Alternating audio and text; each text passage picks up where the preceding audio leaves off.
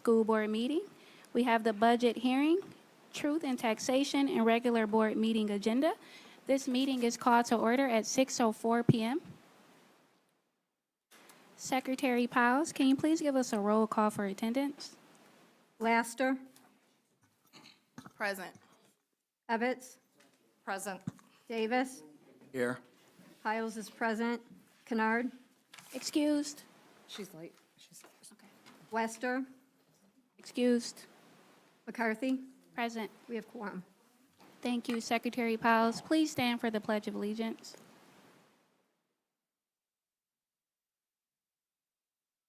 I pledge allegiance to the flag of the United States of America and to the republic for which it stands, one nation, under God, indivisible, with liberty and justice for all.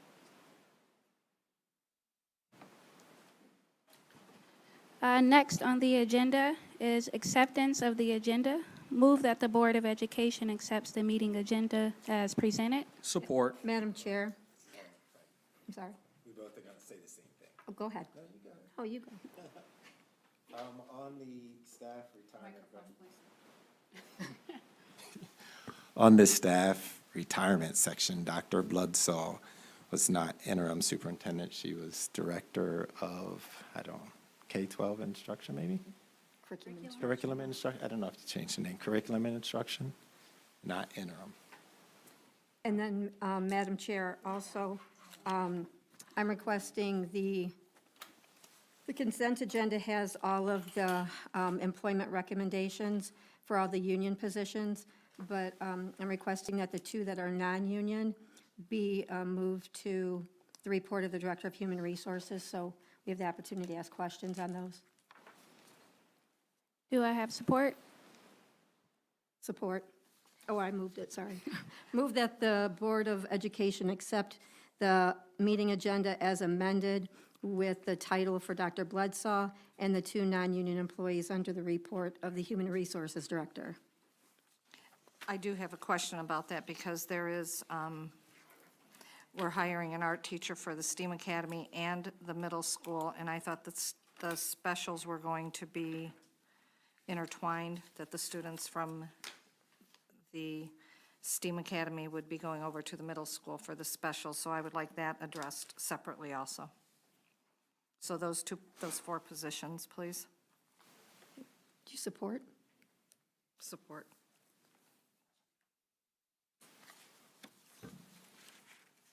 So motion by Secretary Powell, supported by Trustee Evans. Roll call vote. Piles, yes. Evans, Yes. Laster, Yes. Davis, Yes. McCarthy. Yes. Motion carries. Next on the agenda, staff retirement recognition. Congratulations to Lisa Staton, paraprofessional at Barth Elementary, Yolanda Bloodsaw, K-12 Director of Curriculum. Farewell and best wishes from your RCS family, forever an Eagle.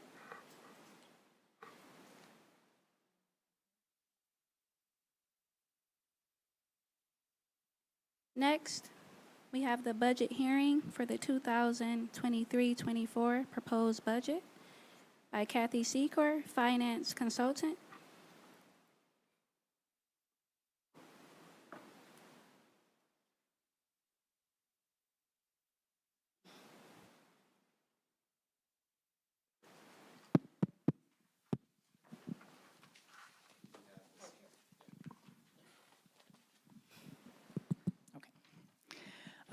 Good evening. I would like to start out by just saying that this has been pretty difficult to just walk in mid-year and try to look over someone else's work. I didn't have a whole lot of backup documentation as to where everything came from. So I started from the ground up, making sure that we had staffing in the buildings correctly, and that those were being charged in the right place. I've worked really closely with Sarah Kahn to correct things that were needing a correction. And I want to just say that for the most part, the staffing was being charged correctly, but I did find things that down the road that could cause additional cost to the district. So in order to clean that up, I've been working with Sarah to, such as, I'll give you an example. So if you're not taking health insurance, you're getting cash in lieu. Cash in lieu is not being charged to a separate account, it was being charged to the salary account. Well, then when you go to charge off workers' comp, which if you have a workers' comp audit, and most districts have a workers' comp audit every single year, they would look at that salary and they would charge workers' comp based on that. And it would include the cash in lieu, which should not be part of that. It's not a salary. It's just money in place of taking health insurance. So it's charged FICA and things like that, but it's not retirement reportable and those kind of things. So those are the little cleanup items that this district needs to be aware of, because down the road, you know, when your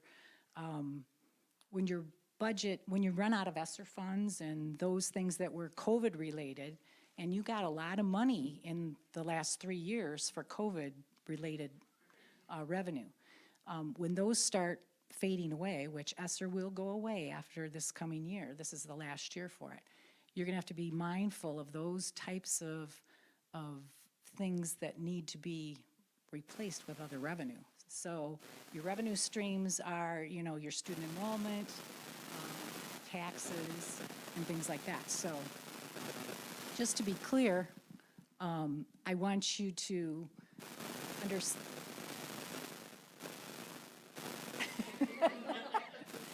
I must be radioactive tonight. So I want you to keep that in mind for future down the road. You know, I won't be here, someone else will be here, God willing, if someone will ever apply for the job. This was only supposed to be a couple months stint, and here I am. So I don't know if you want me to go through the budget amendment first, because that does kind of segue into the new budget. Sure. Okay, so in creating the budget amendment, I did discover a mistake on the first budget amendment that was proposed prior to me coming. Yes, yes. So I want to point that out to you, just so you know. If you look at this page, so it's got all the columns. It'll have the final of 21-22, and then the original of 22-23, then an adjustment, first amendment, adjusted again, and then the final amendment.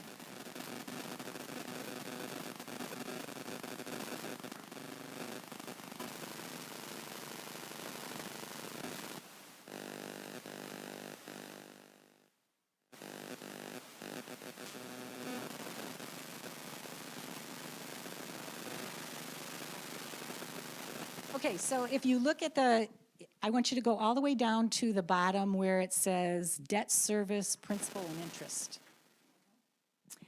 That was debt payments. That should not be in the general fund budget.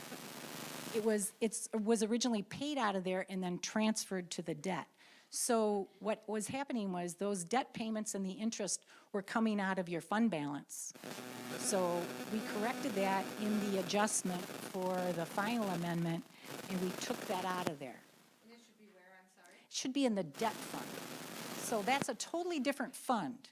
It's not the general fund operating. So this is just the general fund amendment. And so as such, So it should be, so you have provided us with another fund as an example of the lunch fund. yes, those are all next year's, those are, So then the debt fund is where we'll see that transition. We'll see a transfer to there. it was already paid out of there. It was already paid out of there. So we allocated it twice? No, it was allocated once, but it was moved to the debt fund. So it shouldn't have been in the general fund to begin with.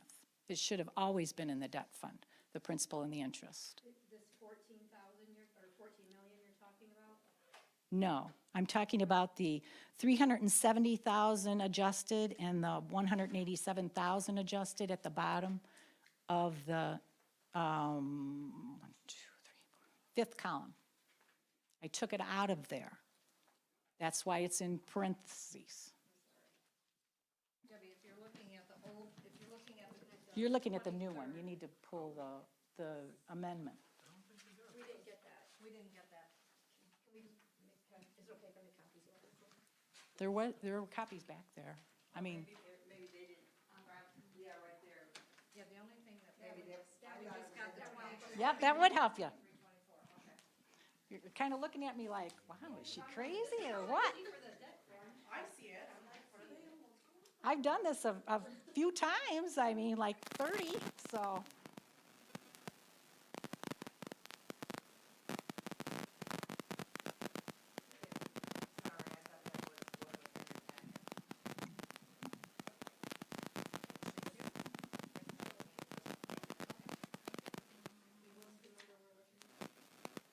So down at the bottom, the principal and interest, under debt service.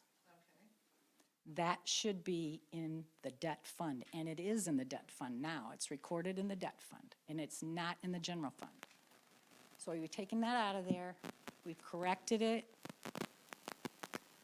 so that we can give you a more realistic picture of your fund balance. You're fine.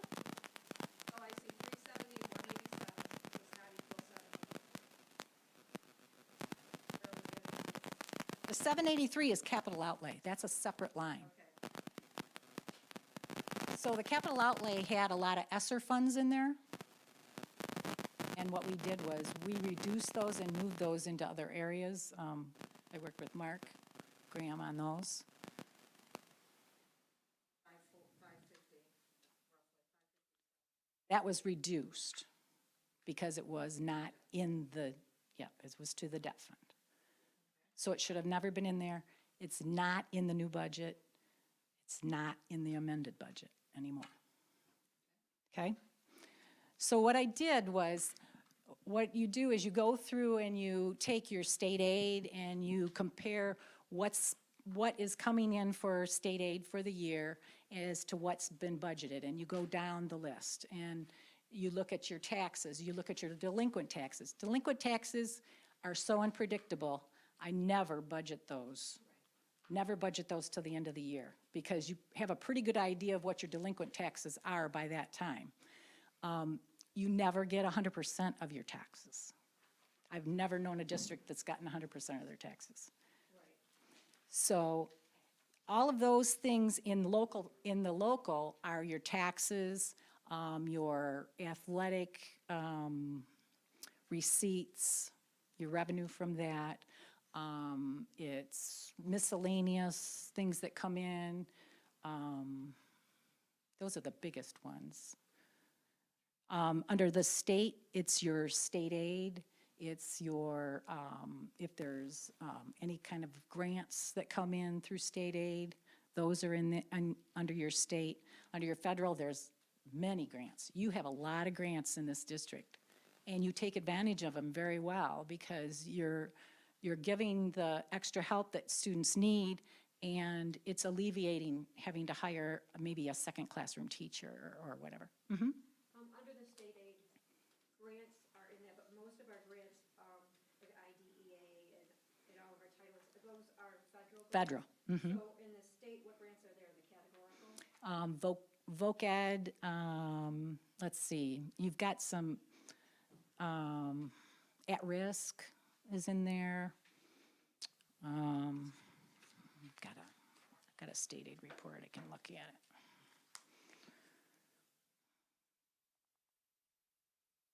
Your school lunch is in there. State aid comes in there, but the school lunch is not in this budget. Let's see. A lot of your MIPSERS money comes through there for paying, making your payments for ORS, for on behalf of the employees. Your Headley obligations in there, your hold harmless is in there. Your special ed cost reimbursement, which is based on last year's expenses. So you have to do a special ed report every year, and then the next year, they base your state aid special ed reimbursement on what you spent the year before.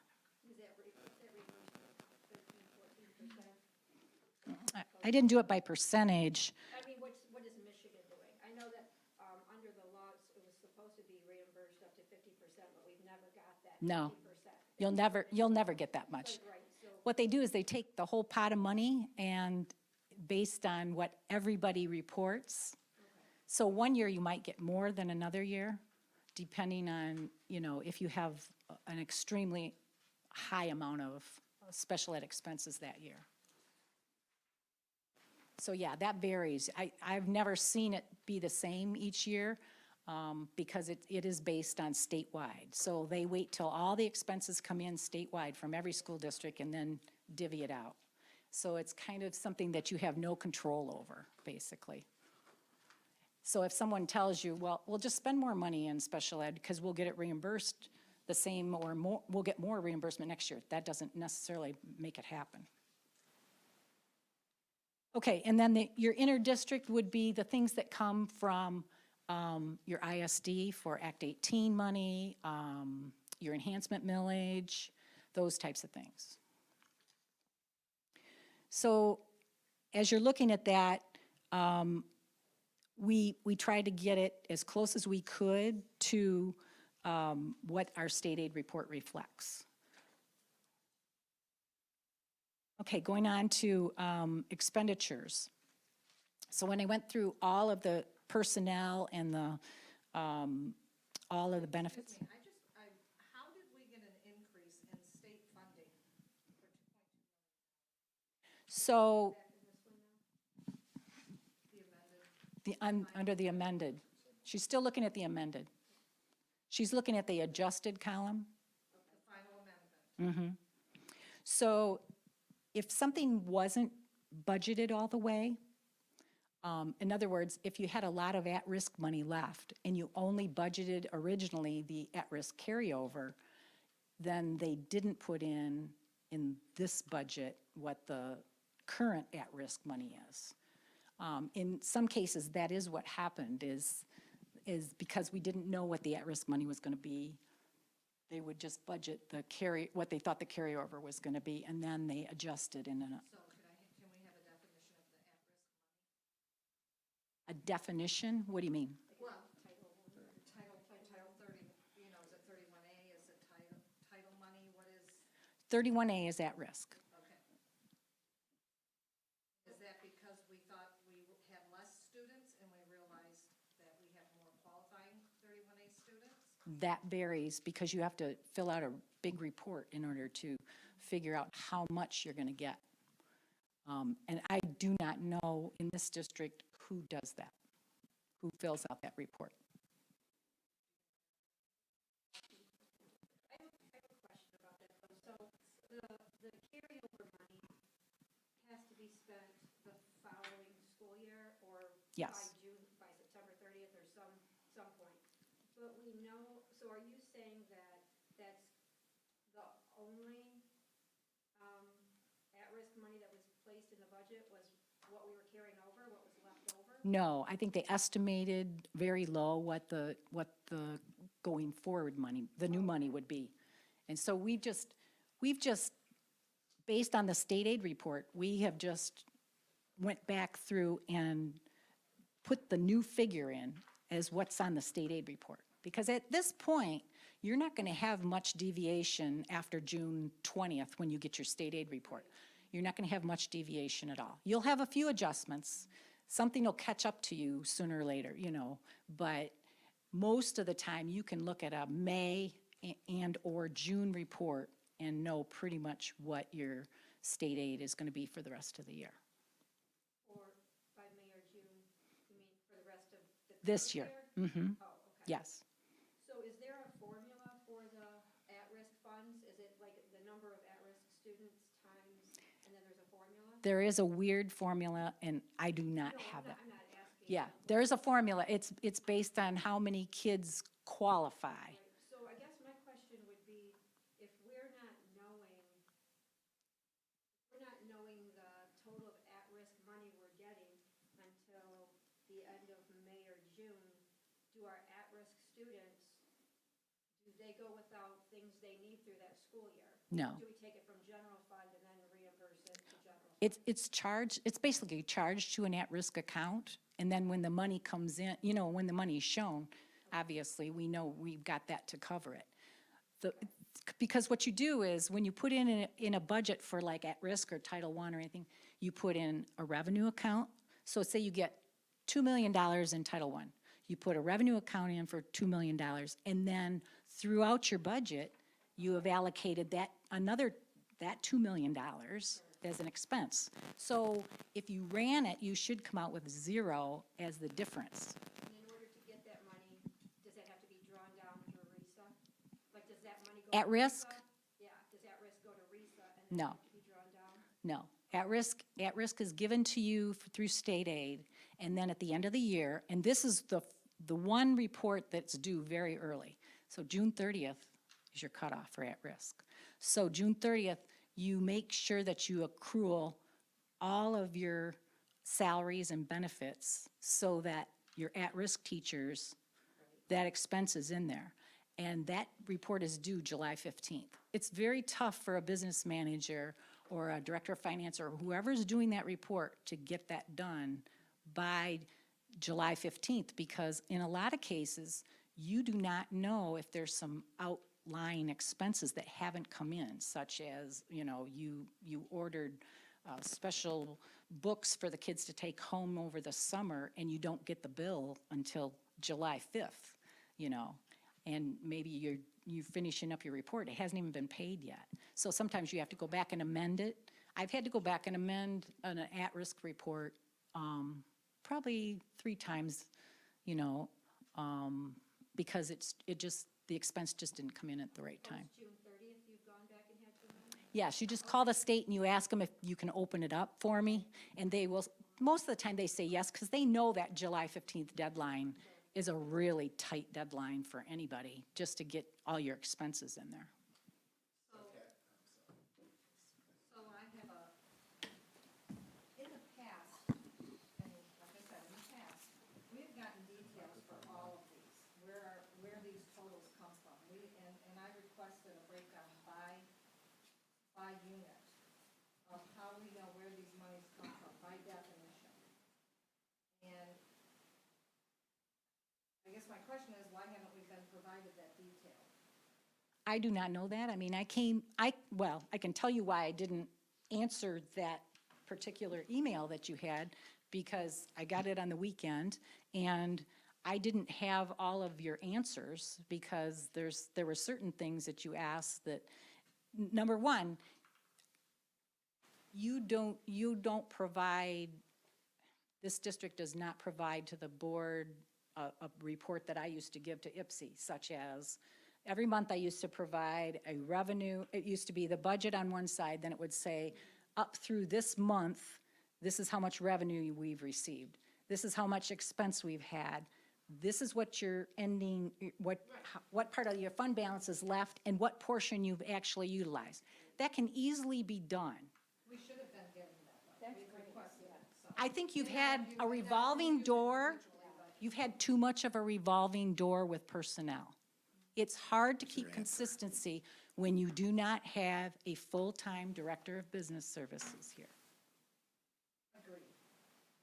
And that's your biggest problem, And I agree. Oh, yeah. Trust your me, biggest I know that. problem. I know. Because consistency will make things go, the cog in the wheel just goes really smooth if you've got consistency. And we've had it for a year. And we have asked for, we've had reports on a regular basis. And it hasn't been requested of you, apparently. Not till today, I mean, this weekend. Okay. And thank you for that, because we have asked for financial updates. And I can give a template to Sarah from my previous district to show her what she needs to do, and it's just a matter of running a report plugging in those numbers. It's pretty easy, but if you've never done it before, or you don't know exactly what the board's looking for, it makes it more difficult, because you don't want to start, Information would be good.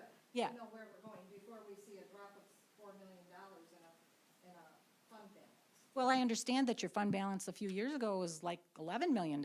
It's like, okay, where did all that money go? But I haven't been here, so I don't know. I'm just saying, from January to now, it dropped $4 million, so. A lot of things were under budget, under budgeted.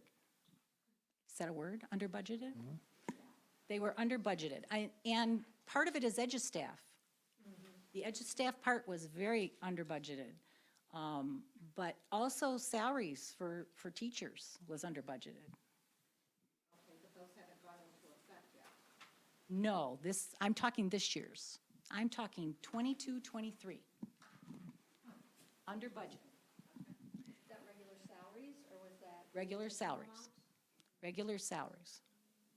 So can I ask a question, because I don't understand? So if we know what our salary expense is for all the groups, so when the budget is prepared, aren't all of those salary costs added together and that put in the budget? Like, and I'm asking because I don't know, how do we? In a perfect world, How do we under budget for salaries that are known?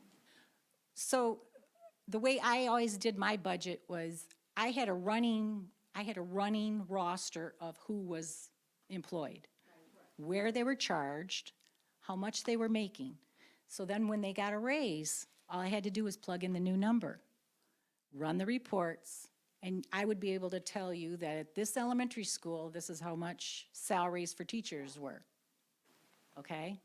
Those are the types of things that, like I said, if you had consistency in employment, you probably would have someone who would just keep moving that long list of employees along, and when somebody retires, you take them out, you put the new person in, you put their new salary in. It's pretty seamless if you have consistency. I mean, when you're at a district 8 years, you know, by the second year, you should have a pretty good list going. I've just been here since February. I've got a good list to turn over to somebody, and hopefully, if they keep it up, you know, and there's good communication between the HR department and the grant department and the finance department, you should be able to keep pretty good tabs on that. And that's the most important thing, because salary and benefits is 80% of your budget. I mean, that's huge. Are those reports able to be run in SMART? For, The employee cost of salary and benefit, like in SMART, not us, but can an employee go into SMART and pull up, generate a report, individual employees, what the cost of their salary and benefits are, and then, not just for individual, but do it for subgroups and total for all? I would say yes, but that's based on the fact that they're being charged to the correct account also. Right. Now, we had a lot of our salaries rolled into ESSER, and then we took some out. Could that explain some of the under budgeting for salaries that they were taken out, but of Could have. ESSER and put in? But that's not, But if it was correct to begin with, you wouldn't see a difference on the cost, because you're just moving it from one place to another. Because your budget consists of the grants and the general fund, you know.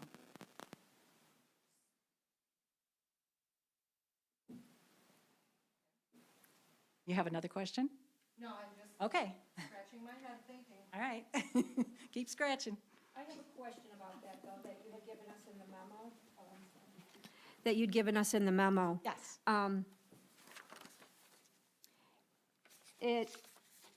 You said something about the, no, yeah. Said that the, here it is. That the, The oh, insurance? the insurance, yes, that it was budgeted for the monthly cost times 11 months instead of the full year. Well, what happened, here's what happened. There is money, there is a figure sitting out there in the balance sheet account and it never got allocated to expenses. So one year, something happened at well, I think what happened was there was a journal entry done, and then for some reason, it was reversed. We can't figure out why it was reversed. But when it reversed, it made it only 11 months of insurance instead of 12. So now you have to accommodate that money that's sitting out there in that balance sheet account. You have to expend it somewhere. Sure. So this year, we have to take the hit and do 13 months. Next year, it'll be 12 months. Right. So unfortunately, you still have to accommodate for it, no matter what, because an auditor will come along and they will look through your balance sheet accounts and say, well, that's got $250 in it, we're gonna ignore that, but this one's got $250,000 in it. You have to figure out what to do with it. So when there's the balance sheet account showing where this money is getting put, like the holding tank, because then it'll be paid out, how often are those accounts reconciled? Because they should tie out and balance and equal zero. We've got it in the holding tank, we move it to, we're paying it, we pay it out, and then, It's never going to equal zero till the end of the year, because if someone is getting paid, say they're having their insurance deducted over 9 months, they're having more deducted than actually they need for that month, so there's like a balance sitting there. so how often does the finance department reconcile those to make sure, because you caught it, but based on what you said, it could have been caught earlier if those were being looked at. And I know that we've been short-staffed, but, I mean, that's just something for us to, I've always had it done quarterly. okay, The people that worked for me, my accountant always did it quarterly, and could pretty much say, oh, that's going to wash itself out at the Right. end of the year, because you're going to pay, July and August premiums after June 30th. okay, thank So- you. Any other questions? Okay, so we're back on, So the bottom line Talking about is, you're spending, on the amendment, you're spending $880,940 more than you're bringing in. Is that a solid number? Probably not, because, there's always a little bit of, I don't want to say cushion, but you try to keep enough in the budget that you're not going to wind up in the hole, because an auditor will write you up for it if you're over budget in a certain area. So if you're over budget in the 11s, the 11X, then they could write you up for that. And that's why grants help out sometimes, because some of your grants, you don't spend that money until maybe July and August, but the money's budgeted in there, so it kind of helps you get over that hurdle of being in the red, so to speak. Do I think that that's a solid projected fund balance? No, I think your fund balance is going to go up.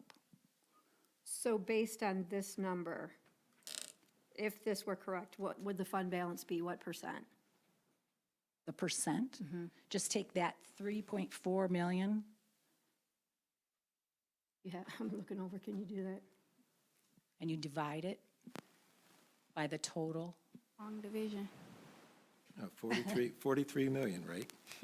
It's the 3,470,000, 8%? and it's divided by what, the total expenditure? 8%. 8%? 8%. Which still isn't a bad number, but as you creep closer to 5%, you want to be more aware, obviously. Okay, So, I'm sorry, Deb. So my thoughts on some of that is when you look at other districts, they say 33 million, 20 million, and I'm like, they put their ESSER money in. There's no doubt about it that they put their ESSER money in, it's going to come out. So I'm glad that we don't have our ESSER money there, because it gives you a false sense of security. Right. I think 8%, I'm like, well, I mean, it'd be nice to have 10%. Certainly would. And I'm shocked, and I said it before, and I know you said it, because in 2021, that fund balance was very healthy. And I'm wondering what happened, and I'm wondering why nobody else is asking that question. What happened to all of that money that was in the the fund balance. That should be a healthy question. I mean, that's one of them. Another one for me is, this is since January 1st. When we're looking at some of these numbers, we're only talking about from January 1st.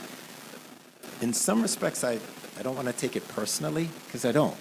And I'm like, well, what about the months before that? Why are we talking about January? This is a budget for the year, okay? And as far as I'm concerned, I've only been here since February, so how can things look like this when, I don't know, I guess it's because, and I think about it, I'm like, we've had so many finance directors. In the 3 years that I've known Romulus, we've had a lot, or different people coming in, and until we get some, and different people do things differently, that's clear. So, it'd be nice to get to that point, and, I think I have some control over trying to keep people here.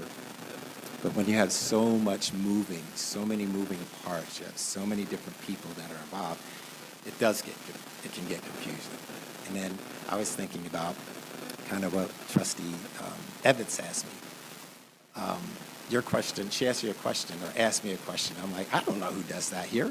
And I don't know who does that here. And you know where I was a few years ago, that's an easy answer, who did what. Yeah. But when we have all these moving parts, I don't know what I don't know, because I'm not in finance. I'm not an expert in finance. That's why I asked you to come along and help. But how do we prevent, how do I know that somebody's supposed to report the at-risk? I don't even know that. I mean, it was done for me before. I don't even know if I knew that, who did it. I would think maybe Mark does it, but I don't know for sure. I mean, That'd be something I asked.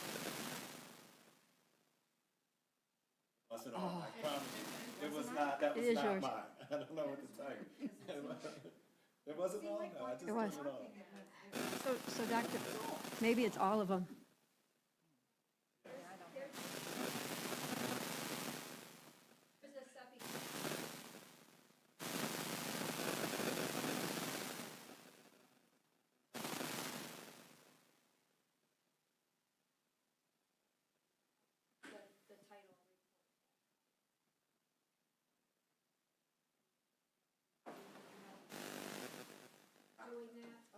Do not know. So when she said that, I'm like, okay, well, you don't know what you don't know. And then there's been some moving parts as well, too. Like, who did it last year? Somebody had to do it. And I don't know those things. I know the rep is done, I can tell you that. Oh, it'll be, yeah, thank you.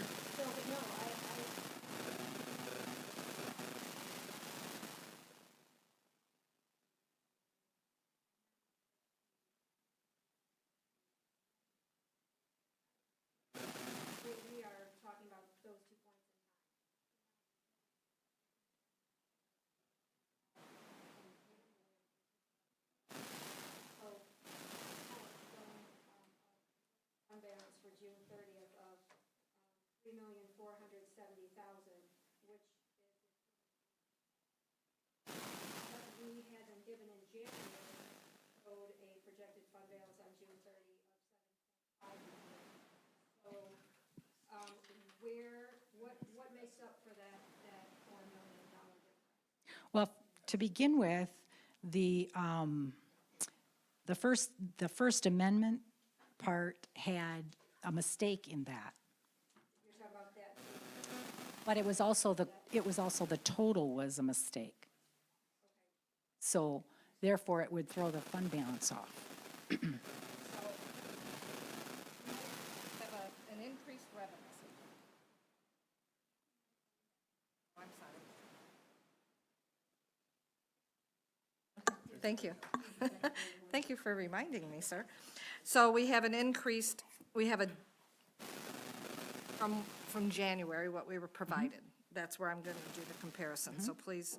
We have an increased revenue of approximately 3.7 million.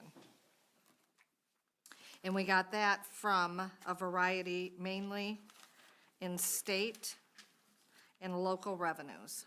That's where I see the significant difference. Then we come down to instruction, and you're saying that our basic programs, we did not allow for $4 million in our payroll. Part of it is grant money, just so you know, part of it is grant money. But the other part, I did see in teacher salaries, which in turn means teacher benefits are off because retirement and FICA are based on the salaries. Doesn't that come under support services, though? No, Or that comes under anything that is in a 1-1 account. So it's, the 111s are all the elementary schools. The 112s are the middle school. The 113s are the high school. The 118s are preschool. Okay. All of those are in there. So So- if you had a grant in preschool and you didn't account for all of the expense and the revenue, that's why part of your revenue would go up and part of your expense would go up. Okay. So it's not all just general fund operating money. No, It's but I'm grant money looking, I'm too. looking at that line item. Yes, That line yes. item went from 18 million Yes, of cost for instruction to 22 million. So we're off by that 4 million where we see the discrepancy down at the bottom. correct.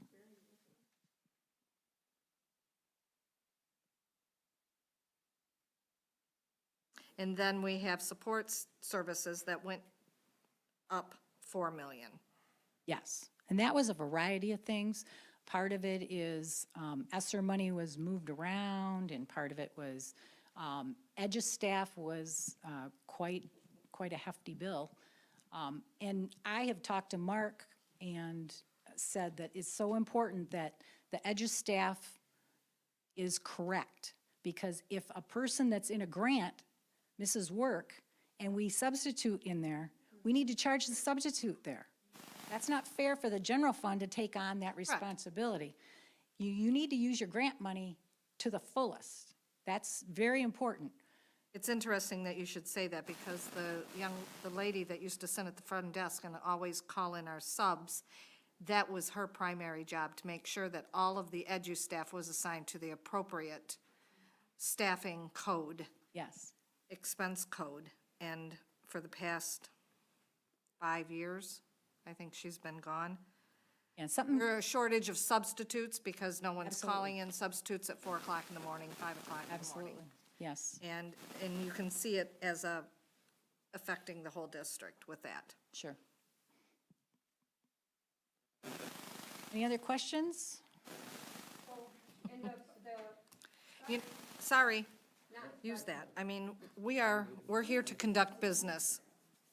So, and no, and thank you for this, because this is really helping. This is wonderful, thank you.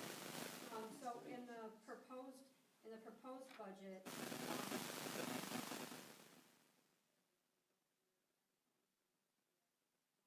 can you talk about, like, maintenance and operations went down by $500,000, and transportation went down by $600,000? Can you gavel them in the audience so that we can hear?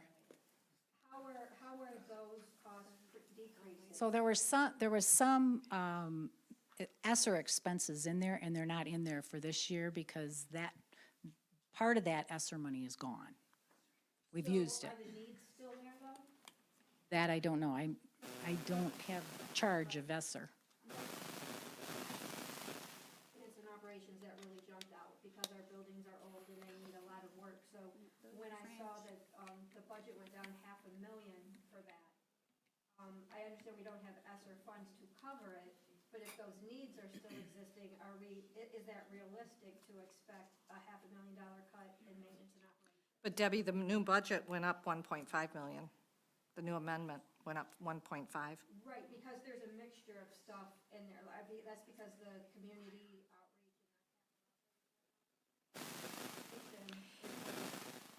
Point of order, Madam President. The audience, can they please? Audience, I hate to do this. Please, voice levels on 0. Thank you. Voice levels on 0. Quiet coyotes. So yeah, like, even like transportation, like, I know our transportation costs are going up, especially because we're trying to provide more after-school transportation for our students. So when I saw that the budgeted amount went down by $600,000, that's just, I don't understand. Some of that transportation probably was grants that aren't budgeted yet. Part of the grant that isn't budgeted yet. So it will go back up again. It will go back up, but you can't just I don't want to pull a number out of the air, you know. So we're not pulling, we're not decreasing Yeah, because your after-school transportation is, a lot of it's based on, like Title I or Title II, Title I. At risk, maybe? At risk, I don't know. And up to this point, we haven't provided a lot of transportation for after-school. So, yeah, when it's going down by 600,000, that's just, that's what we're not going to pay our general fund anymore? Is that what that is? Say that again. Okay. Transportation has dropped by 600,000. But our costs haven't dropped, right? You're just Right. saying that that's the amount that we're no longer going to pull from general fund, and we're going to wait till the grants come in? Yes. Okay. Conversation. Because I asked Mark to be realistic as to what should I do about this grant? What should I do about that grant? And he would say, in some cases, he would say, leave it just the way it is and just move it over. And others, he would say, well, that's going to change because, of this allocation's probably not going to be as much or whatever. So we tried to be as accurate as we could with the little bit of knowledge that we have. Because a lot of those grants, like Title I and stuff, we will not get the allocation until October 1. So we're just guessing. So, and we will also know what the carryover is by that time, because we will have closed the books on 2022-23. And I have one more question, I'm sorry, Ms. Evans. When you think about our increase in state revenue, Yes. we know that I use $435 increase, conservative. Always be conservative. We know, right, very excited.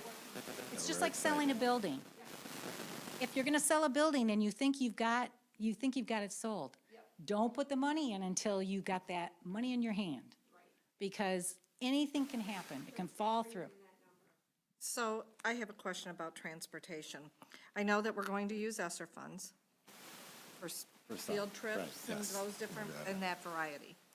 Why would we not have taken that estimate of how much we want to spend on field trips? Because I'm sure we're not saying we're going to spend $5 million on field trips, we're going to spend $500,000. We'll just throw that number out there. Why wouldn't we include that automatically in the transportation rather than waiting until we've spent our 500,000 and now we want to do 200 more? Or why aren't we setting our limits is what I'm asking. If we know we're going to spend ESSER money on transportation, that should be included in this, what we want to spend. So we can't say we've got $1 million in ESSER funds with transportation. We should be saying, this is what we're willing to pay for transportation, for field trips, for after-school activities, for different things. Instead, we're saying, well, there's ESSER money, and it'll get transferred when we need it. But that's not how you should really work a budget. You say, I'm going to spend X amount of dollars on transportation for this product, for this purpose. So every school does things differently, and the districts that I have been in previously have had committees that have gotten together, or like a cabinet would get together and decide where are our needs and what should we do with it. So you can plug it into a place and then move it, or you can not plug it in at all and then plug it in with the First Amendment. It doesn't mean that you can't spend the money if you know No, I that agree, you're but gonna use. again, as I said, if I said to my home budget, oh, I've got $5,000 this month, and I'm gonna spend $4,000 on a new car, oh, maybe I need to cut back on my car price, because I'm not gonna have any money for food. Okay, so that's what I'm looking at like this. If there's ESSER money for the transportation for field trips and a variety of extracurricular activities, why isn't it pulled from the ESSER already and assigned to this transportation? I do not have an answer to that because I'm not in charge of grants. Right. That would be Mark Graham. And Mark Graham met with the cabinet over ESSER funds, what to use, crossed out some, for instance, the boxing club, gone. So now, hey, we had $500,000 for that, so that might be $500,000 that we can put for transportation. I don't have it in front of me, but I know that the cabinet was there, and we went over all of this with Mark. I don't have it in front of me. I've never had it in front of me, but That's he's, where the breakdown never had by it in line front of item me. would come in very handy, so we wouldn't be asking these. I don't but you know also asked for the ESSER plan, I don't know, a month ago or something, and we forwarded it to you, Yeah, we the got whole that. ESSER plan with those numbers to say, this is what we're doing for this, or this is what we're allocating. So, we have some idea. I certainly have ideas. I mean, because it's in the plan. We had no choice. And So transportation. who did the transportation budget? I don't know if anybody did the transportation budget. They weren't sitting here. I had seen it before, and I looked at those things, and we did with Mark, told him that every student should be able to go on a trip, a field trip. So I don't know how we came up with the number, but it was a significant amount of money because we knew that we're also doing after-school transportation. I know somebody asked me before about having after-school activities and no transportation bus, so we said we would do that. But it was working with Mark, because Mark had the numbers for us that I don't have in front of me now to tell you, oh, that's how we came up with that number. I don't even recall coming up with that number except seeing a large number for transportation and saying, we need to transport kids here. We do, and I agree. I know, But the question is, Yeah, I don't have how that did in this number come up? And next year, we're budgeting for even less. We're adding more abilities for our students to travel. there is grant money missing out of there because it hasn't been allocated yet. Okay, again, we're looking at a budget, and what are the real numbers? And that's where I have the problem. I don't have these line items, okay? If somebody said to me, transportation, this is what our fuel cost is, this is what our overall expenses for the buses, this is what we've allowed for field trips. That kind of information supporting this number would be like, oh, okay, I understand where the number's coming from. But looking at this sheet of paper, it tells me, and I'm not criticizing you as an individual or your abilities. I'm just saying the documentation is not provided for us to understand these numbers. I can cut a lot of trees for you, and I can print everything that I put in there. Okay? I mean, I don't know what you want, but there's over 5,000 accounts. So if you want to go through all No, okay, 5,000, no, what I said is, have at it. I mean, I don't have anything to hide. and I'm not asking you to, but like I said, somebody created a transportation budget. Somebody created the school administration budget. In order to come up with a number, somebody had to throw in these numbers, and what do they consist of? So that's where I'm talking about consistency. I wasn't here in the beginning. I don't know if she just rolled over last year's budget or what she did. I'm talking the 23-24 school year. So that budget was based on all my spreadsheets and I'll add to that as well. So what I do is I look at transportation, what we spent last year, to get an idea of what we're going to spend next year and add, because you're going to have to add for those costs. So that's one of the things that I do. In terms of your budget, I don't know what my DTE bill is going to be in December. I have no idea. But I plan accordingly based on what I know it's been, and likely I might go over, but I'm also going to make certain that maybe I didn't buy McDonald's, or we didn't eat out as much at Ruth Chris or somewhere nice. We know that we can take that money, and that's how I've always worked too. That, hey, I look at what we had last year. I know what's allocated. I have an idea on what we want to do next year. And then we also have some things that are just placeholders that we may never use that. We may never even go on all these trips that we want to. If teachers don't plan them, they don't happen. But I know that I'm not going to go over in terms of the amount of opportunities that we provide. But if we do, well, I won't say I know we're not. But if we do, I'm always find a place to be able to take the money. Always. And I get an idea, again, this is what, June? So later on, as time goes, I start paying attention to those things. And I did work under Kathy Secor. I can say that for 3 years, and I've said it over and over and over. 0 findings. This is why. The information came to me was so accurate that I had, and she wouldn't let me go over, and I didn't go over. But we would sit down and we would talk about what my aspirations and vision was for the district, how we can do it,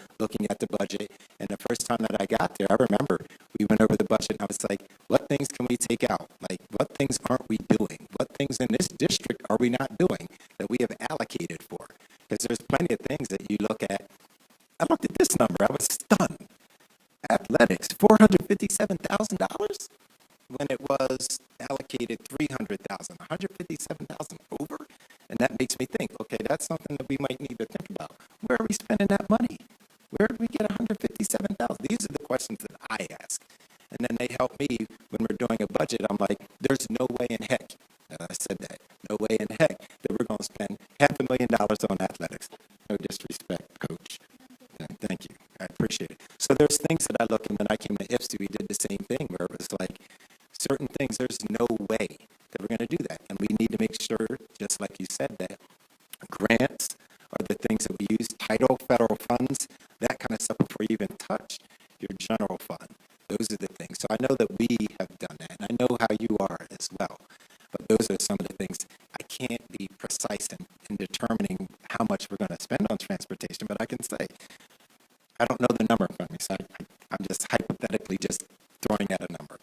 So, Dr. Edmondson, what Yes. you said makes sense. We look at what we spent this year, and we know it'll go up, so we increase it. So that makes sense. But the confusion for us is, it shows that this year, we budgeted 2.7 million, but next year, we're only budgeting 2.4 million.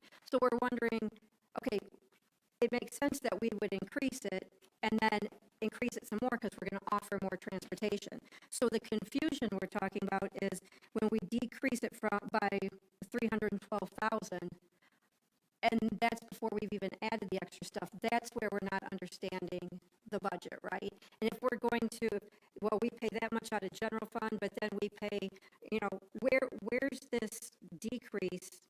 How do we go from 2.7 to 2.4 in transportation?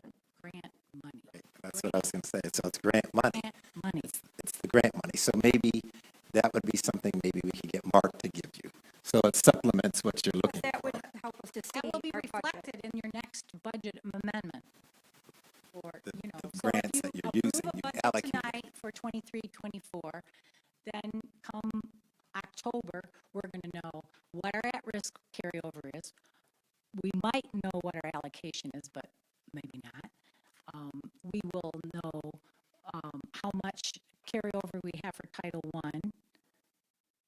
But all of the, and the allocations for Title I and Title II and Title III and Title IV, but you can't just pull a number out and then, I think you'd hate me more if I just plugged in a big fat number and then took it away, had somebody else take it away in January. No, it's just that understanding. Like when we had this, we didn't have that. So that's, the school lunch fund, that's not grant, that's our, School lunch fund is your school lunch fund. okay. And what is the maximum surplus we can carry in that? Okay, so the maximum surplus for school lunch fund is you are supposed to be able to take 3 months of expenditures, and that should be your fund balance. Now, I've been in districts where we have justified why we had more than 3 months worth of expenditures, because we were going to go out and buy new freezers for 3 buildings, or we were going to go out and replace the stoves for, 2 buildings. All of those things, all you have to do is you have to tell them your plan if you are over. Yeah, that was an audit finding we had. Yes. Being over on that. So what is, do we know what 1 month expenditure is? So if you took last year's school lunch fund expenditures and divided by 9, and then multiplied it times 3, that should be what your fund balance is, or less than that. Permitted. That's what's But permitted. they do let you carry it if you have a plan that says, well, we want to buy 3 new freezers, but we don't have enough money yet to buy 3 new freezers because we don't want to take away all our fund balance. So then they will let you carry that higher fund balance It's for another year. interesting that we're having this conversation because it was brought up a few meetings ago that we're being asked, it was how many? Yeah.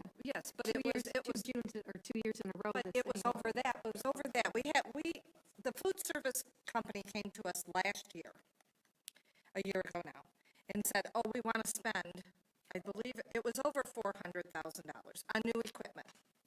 It got approved.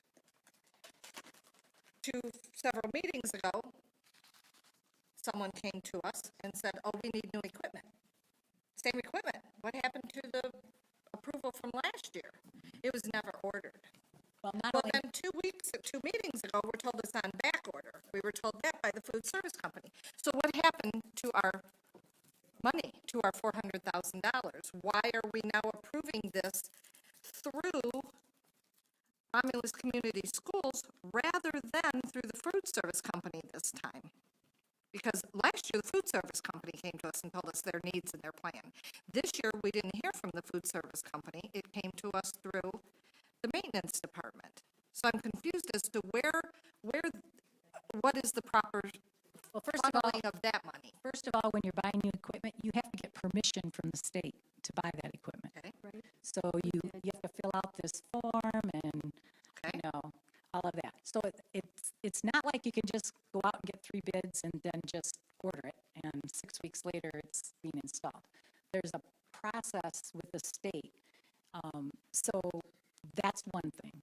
Number two, I don't know your food service company, so I can't really answer that for sure, you know, but I hope they went through the proper channels and did the state. so was there, when you saw the food service, was there any issue with money not being spent last year that was allocated for equipment?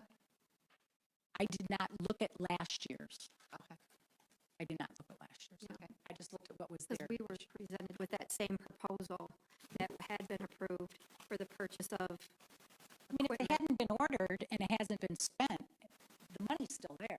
oh, no, the money's there, but that's why we're concerned. Like, Right. well, first of all, I mean, in addition to not getting dinged on our audit, we should want to take that surplus and reinvest it in to provide a better product to our students. Well, that's the other thing that they say. If you can, you know, if you're not just buying equipment or whatever, you can exceed it as long as you tell them that you're going to provide, you know, Right.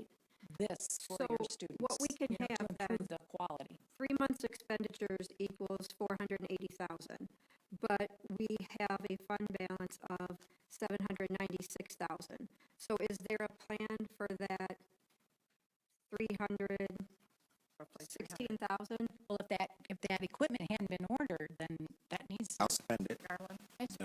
You have something to add? I mean, because that's almost double, right? So we don't want to have that kind of a surplus. Right, right. If the capital request has not happened. Right. Oh, I thought we approved it twice. No, and thank you for this, really, because this is very informative in helping us understand better, even with those reportings that we need to know about. So thank you. This is not an attack on you. This is just us trying to, you know, have a grasp on things. Kathy Secor, She's a- ladies and gentlemen. An Kathy excellent Secor. instructor. This is some good stuff here. I just want to explain what happened last year with the food service. So one of our consultants told them they had to get it spent down right away. So Chef put together a list, Right. sent it to the state, and then wanted to order it, but there hadn't been an RFP, so they couldn't order it. So the money was put back or not allocated to that.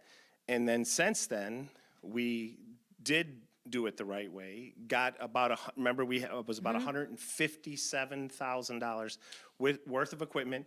It's been coming in week by week. We have it, most of it stored in our barn right now because we have to take it out to the buildings and put it, replacing equipment, replacing pieces and parts. And we're hopefully going to be able to do that with our, I'll leave that alone. But we'll be able to do that this coming fall. So, and as far as the spend down, we're doing okay with that. There were some things that we had to correct, but we should be okay. So we've purchased the things? That we approved a They're few here? weeks ago? Yeah, Yeah, it was, I think it was more like a couple months ago. Yeah, like April or May, yes. Turn into And months, if you'd like a Oh, list, No, we have it in our packet, but we've purchased it, have we just not been invoiced? Is that why we have the overage? they're beginning to invoice. Okay, And so, you know, as the parts come in, we're Sure. making sure that that's what we ordered, that's what we have. And You're checking it we're in. like, Okay. I think I had 4 or 5 invoices this time and a few more Okay. for next. so then part of this fund balance, that amount includes some liabilities for equipment we've purchased, it just hasn't yet been paid for? Okay, Correct. So next year, the $15,000 excess expenditures, yeah, how was that we would calculated? spend, How we do would we know already? That's another question, like, so we have excess of expenditures over revenue for this year, but in a couple categories, it's shown for next year too. So will you just tell us how we know that that will already be an increased cost? We already know we're going to exceed revenue by but this doesn't, 15,000? it doesn't make sense because our expenditures are 300 less than our income. So I think that it's not over revenue, No, it's under, it's it's under. under. Oh, It states, under, it okay. states over on the You're going to paper though. increase, Okay. you're going to increase it. Okay. So 15,000 at next year is a good place for us to be? Well, it depends on what else you need. Well, here's what the big dilemma is with our food service. The quality of the food that's being provided to the students. And that is why we approved the extra equipment. If you take a poll across the state, you're going to hear that exact same thing. Okay? but- Exact same thing. Right, I understand that, but we know of schools that they don't have that problem, the same organization, okay? They're few and far between, though, I'll tell you Right. that. But regardless of that fact, we approved the equipment because the chef said, oh, we're going to start heating up, we're going to start making more food rather than just heating up food. Yeah. So my question is, with this lower number of 15,000, is that taking into consideration what the quality, and I'm sure you can't answer this. So this is a conversation at the table, basically. Is the quality of our food going to increase for our students? And we talked to this food service through, well, we didn't talk, they did a presentation a few weeks ago in their public comment. And I see the significant drop. Is 15,000 going to be good to keep in our balance, our fund balance for the food service? Or is that cutting us short? I did not have a contract to go by either for that, so Because it's out for bid, correct? It's Yes, coming? It will be. I think so. Okay, I didn't know when it had to be Well, out. and Dr. Edmondson, the problem with this is we can carry a $480,000 surplus, okay? But we're looking at, now we've got close to 800, and next year it's projected to be 812. The problem is that we fought with a food service company about feeding our kids after school.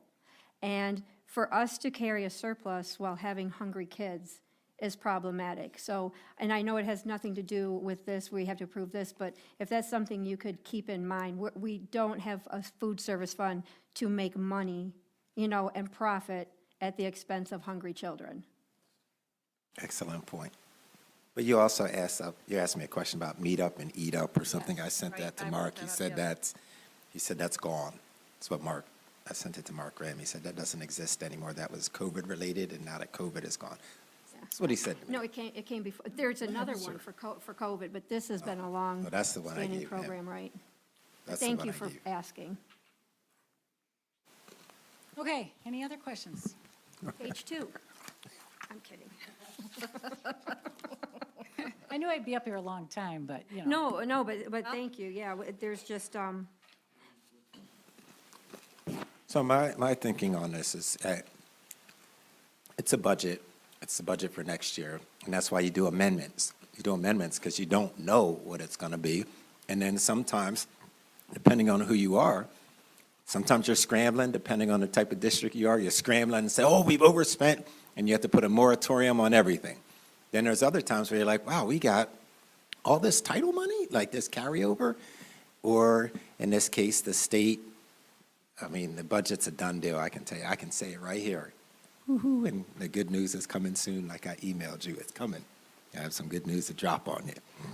But when that comes and we actually have surpluses and things like that, or, you can look in and make an amendment. That's the whole purpose of your amendment, is to look and say, oh, well, we didn't do this, we didn't expect this, or we didn't expect this allocation or whatever. So this is, like she said, it's kind of preliminary. It's where we think we're headed.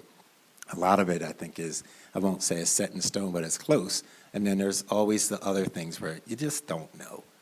And that's how you have to operate. And in November, you do know. Yeah. And Dr. Edmondson will probably remember my famous words when I present a budget.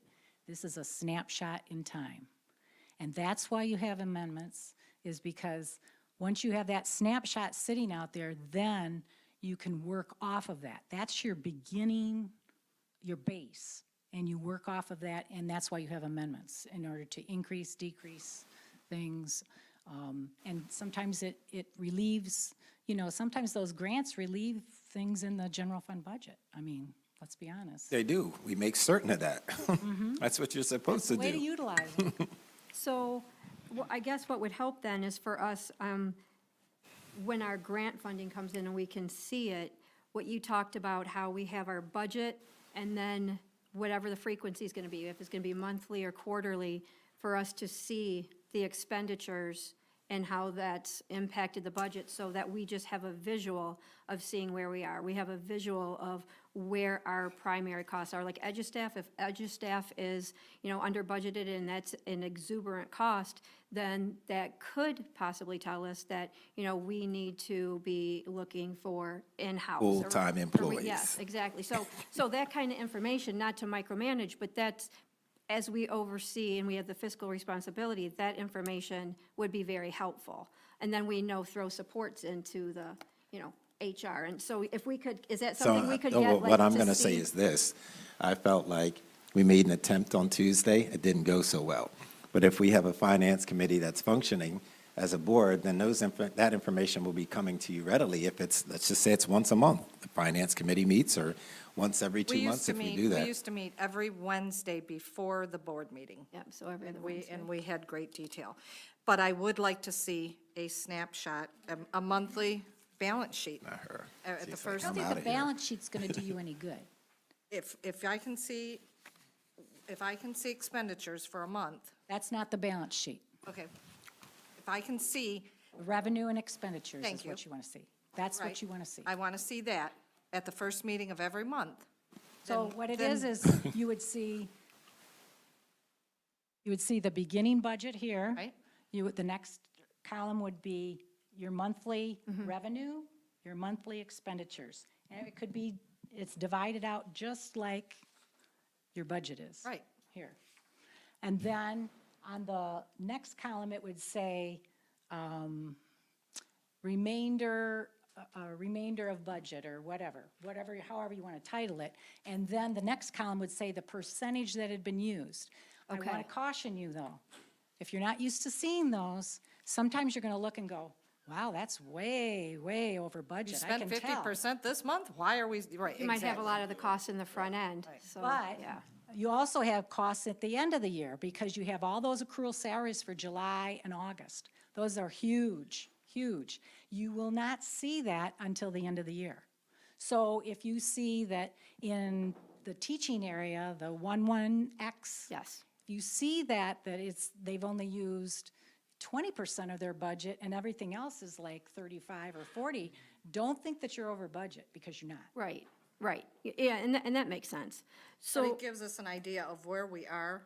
And we- yeah. We used to get statements of bank money or cash in the bank and things like that, and I don't think the cash in the bank's going to do you any good either, because cash in the bank is so sporadic, because some things you have to ask for reimbursement for grants. Some things are just state aid. well, there's people that come to these meetings that ask every meeting, are we solvent? And Cash isn't going to make you solvent I understand that, but a lot of people don't know that. yet. Okay? It's And your when they're revenue and your standing here, when they're standing expenses. here in tears asking us, are we solvent? You're spending money. we need to be able to, at least once a month, show them that we are not broke. Okay? And the statement has come out of the audience, we're broke. You guys are spending way too much money. And are we solvent? We need to know this. And if we can show them on a monthly basis, then everybody should know where we stand. Yeah, you definitely don't want to go below the 5%, for one thing. Number two, once you get close to being in deficit, and I worked for a deficit district, so I worked Came for out of it in IPSI. record time. Yeah, I wasn't there when it was deficit, Nope. so don't scare me. right. We Right. inherited the deficit from Willow Run. Oh, yeah. And we had to, we had to pay back all that money, So it was a very difficult process, but I would never want to live through that again because you are under a microscope for everything. All your grants, everything. Once you get down below 5%, they start looking at those school districts and looking at how you're spending your grant money and writing you up if you're not spending it correctly. So those are the types of things that you definitely want. We came out of ours in record time. But we don't ever want to do that again. Right. No. So you said that we'd under budgeted for salaries. I think you had the, That was under the amendment. yeah, under the amendment, we had under budgeted for that. So just this year's cost of salaries, like just teachers, that's our biggest cost. How much more is the cost of this new contract for year one than this current year was? I did not do a comparison of that because you did not have full staff most of the year. Right. So is there a way we can know the cost of that contract? Because as we get a lower, That was presented to you. we still don't know the cost of Still the don't know the contract. cost. We've been asking that, Weren't you here? I'm sorry? Weren't you here no. when we did that? We didn't get the cost of the contract. So, because we're talking about fund balance, and we're at 8% now, which we want to go there and up. But as our fund balance gets lower, it's important to know the cost of those contracts, because those need to be protected. Our staff, this community can never take cuts again, like they had to in 2014. It rocked this whole community. So, but we're going blind, still not knowing the cost of that contract, even for year one, let alone the compounded cost for 2 and 3 with the steps and that increase. I did not negotiate that contract. Right. No, but is that information we can get, just so we know what part of our expenses are, what that contract cost is? Well, because especially everybody since says we're that- dropping our overall total instruction budget by $2 million. Just general fund, that doesn't General include grant fund. funds. But It yes. doesn't, again, that's, in the general fund, we are dropping $2 million from our salaries. Not all salaries. That's not all salaries. In our expenditures for instruction, we're dropping $2 million. It's not salaries. Okay, what is it then? It's salaries, benefits, it's instructional materials. There were ESSER funds in there, there's, So how do we Grant drop funds in when there. we've just been awarded, when we've just awarded new contracts? How do we drop $2 million in instruction expenditures? first of all, all your teacher salaries are not just in instruction. They are in basic programs, added needs, adult ed, pupil support. They're everywhere, everywhere. So we've dropped 2 million in instruction, 2 million in instruction, and 3 million in support services. There's EduStaff in there. I mean, there's a lot of factors in there. It's not just salary. It's not just salary and benefits. So is it unreasonable to, for the board to just be able to see what the cost of salaries and benefits are, and then maybe like a pie chart that shows, because we know we can roll some into IDEA, we know we can, but so we can visualize the impact on general budget and not sweat the stuff that's coming from the grants. Because right now, I can speak for myself, I don't have a clue how much the new contract is. And I'm just talking about REA, I don't have a clue overall. But as we go forward, and we're looking at 8% right now, today, approximately. It's important to know what our biggest expense is, and we still don't know that.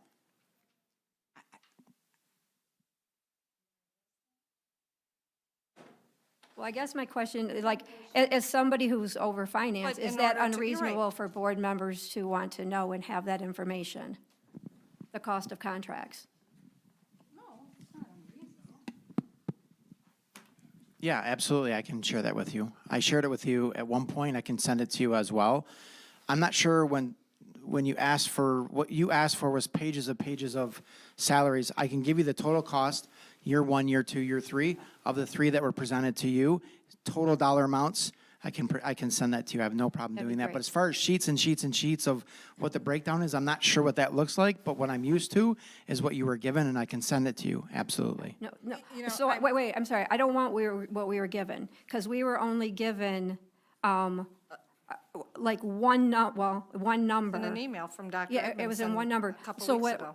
and I don't want sheets. I just want to know, okay, the cost of the REA contract, salary and benefits. This is what it costs for 23, 24. This is what it'll cost. And granted, we're not fully staffed, but right now, what is that cost going to be? And then same with RAZA and secretaries. Well, somebody, and I can't remember who it was, asked for what you are used to getting as sheets and sheets of breakdowns of numbers and compounding numbers. And the numbers that were provided are year one, year two, year three, cost over time, as it's staffed currently, not moving forward as far as we don't know what positions are out there that we're not hired for yet. Right. But it's as the contract exists today, minus retirements. So we took the retirements out that we knew about, and we've had more retirements since then. But the numbers that were provided, I'm happy to email them to you, exact have, figures with FICA and retirement. It will not, I don't believe, include the health insurance, because we don't know what the rates are going to be, but it'll be rates that are current this year, but not the increase, because we don't have the increase yet. Okay. And that- Absolutely, I can we'll send get those that. numbers to you. Yeah, it would help because, next year it'll go up, like the steps and the percent go up. So we just don't have a point of reference. Yeah, and again, I don't know, to break it out that way is difficult. I can give you a total cost with yeah, just the steps, total cost, percentage, total cost of salary, FICA and retirement, which is just federal retirement, not an ORS, but not healthcare. It's healthcare as it sits this year without Okay, the increase that for would next be year. wonderful. And I'll say this, I don't know what you're referring to of sheets and sheets and sheets of paper, but, okay, when I make a request, if you have an issue with how my request comes through, pick up the phone and call, okay? I mean, I have requested information. My requests have been denied. If I want my information, I have to prepare a FOIA request, okay? I do not request a ream of paper. That would be ridiculous, okay? But the information that I have requested has been provided for years, okay? For years to get to a budget and to show us where we stay, okay? So I don't appreciate the remark of, oh, you requested a whole ream of paper. I did not. I didn't say you, I just said You somebody. looked at I me could- and said you. I couldn't remember who it was. I didn't say you. So I again, didn't want a ream of paper. I just. somebody wanted- asked Okay, what you're used let's to stay getting. focused on the task at hand. What I was told was that somebody was used to getting was sheets and sheets and sheets of information, and I didn't know what that was referencing. That's all I was saying. I don't know who asked for it. I'm sorry that you thought it was you. I don't know who it was. Okay. But what I did give you and was provided was a total number, and I'll keep saying it, a total number for year one included FICA, retirement, and the cost of the steps, year one, year two, year three, of the three contracts that you have already approved that was provided. We didn't get that. Thank you, Mr. Brock. Thank you, Ms. Secor. Can we move on? Next on the agenda? What'd you say? Please I thought get you her said you're water and retired. snacks. I'm like, I She know. is retired. Next on the agenda Wait, is that is, it? Well, You first of gotta do all, the debt I and the mean, no, student. thank you. No, no. There's still other The debt and the student fund. student funds in the sinking fund. Why not? The student funds, those are strictly, Somebody asked me a question on what is involved in student activity funds. So those are like the class of 2023, the photography club, the, drama club, all of those things. anybody that earns money. Those are fundraising places. Big. I had Video Dr. account. I had Dr. E get a special account in the activities fund when he worked with me in another district because he liked to, give people gifts. And I said, you can't do that out of general fund. And I did I'm not. not looking good in orange, and he's not gonna look good in orange. Well, he might look better in orange than me, but And it's interesting that, and I just want to ask this question. We just paid for graduation a check for $9,000 to an individual, and it said it was for graduation. The employee's an EduStaff employee, which makes me scratch my head and wonder why. Okay. We paid the prom. We had additional people walk in that night, and now we're being charged for those people. So who,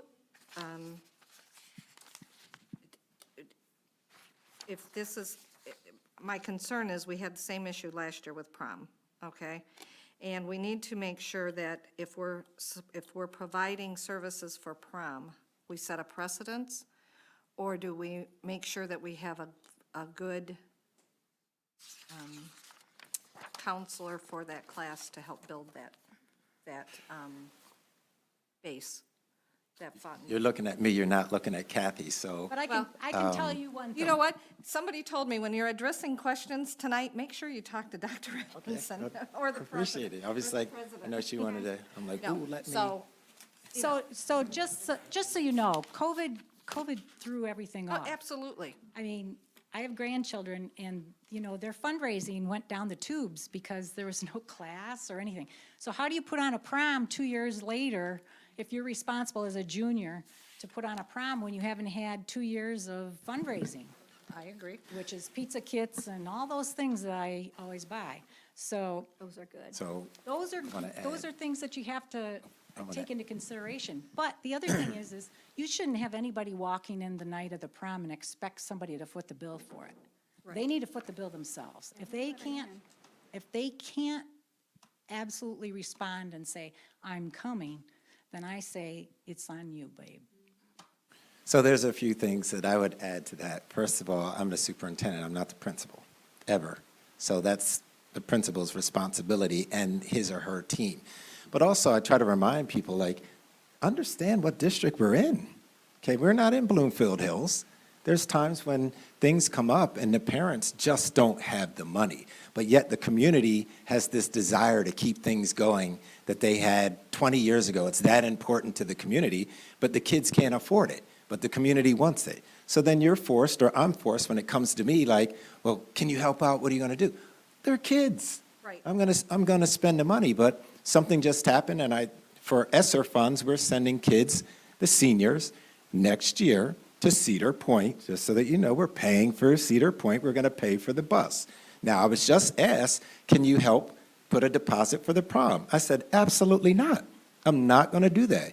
I said, I need to see kids out there fundraising. They have to do something. Just show me, okay? The fundraiser may not even work, Well, but you Dr. have to show me. Dr. Edmondson, Secretary Piles and I were talking about the concession stand at the Football games. Why can't fundraising groups Oh, run I'll that? answer that too. So that particular one, when you're talking about athletic boosters, that becomes an issue. You have athletic boosters that have had it for 20 years. As much as I want to, I'm like, there are certain things to me that are political suicide for your career, okay?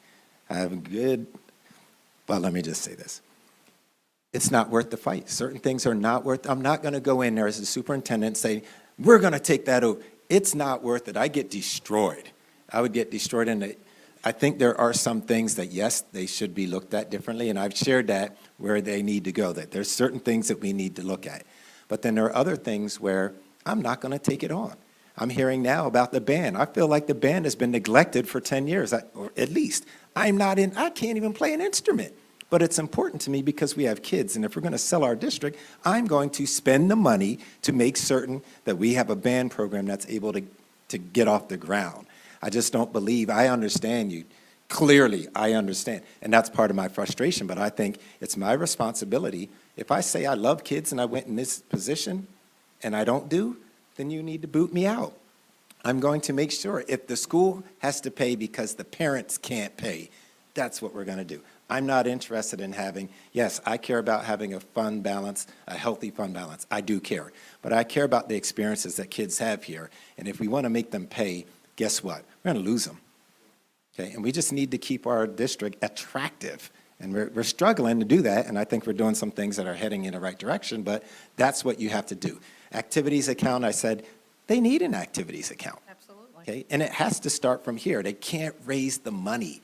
Right now, we're talking about kids who are working. They have to work, and we can't get them to certain things because they're working. Okay? And I'll bring up prom toast. I said, that needs to go, since I have the microphone now. That needs to go. It's been done for 30 years. Everybody has something to say, but guess what? They don't volunteer. When it's time, they're not there. Got a lot to say about it, but they're not there. Some things need to go. You know why? Because it's 2023, and it's not 1993 anymore.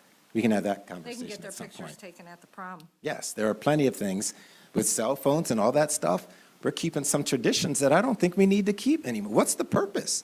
Because I did it 20 years ago? Come on now. That's something different, though. But I'm just saying, it's all kind of related. There's certain things. What's that? That's political suicide. No, that is. I mean, there are certain things. Then I would expect board members to be out there pushing it and understand, like, I hey, did come and volunteer. Thank you. And make a comment We and say, appreciate and it. I Thank you. did participate in prom toast, Wait, and we're it is not- some this things is that, budget. and I just wanted to comment on, no shade to boosters or anything, but if children aren't saying that they can afford things, then it needs to be some accountability where money is coming from that. I'm not saying take that person out of that position, but where is the money going? And I know they provide scholarships and things like that, but it needs to be something going towards the day-to-day, and this kid can't afford this or this group, and more accommodations and seeing where that money is going. So I just wanted to comment on that. Thank you. Thank you, because there's a lot of money raised that we don't see. That we don't see it, no And track this is what I said, too, we're using our name. and- Don't worry about prom toast. We'll talk about that later.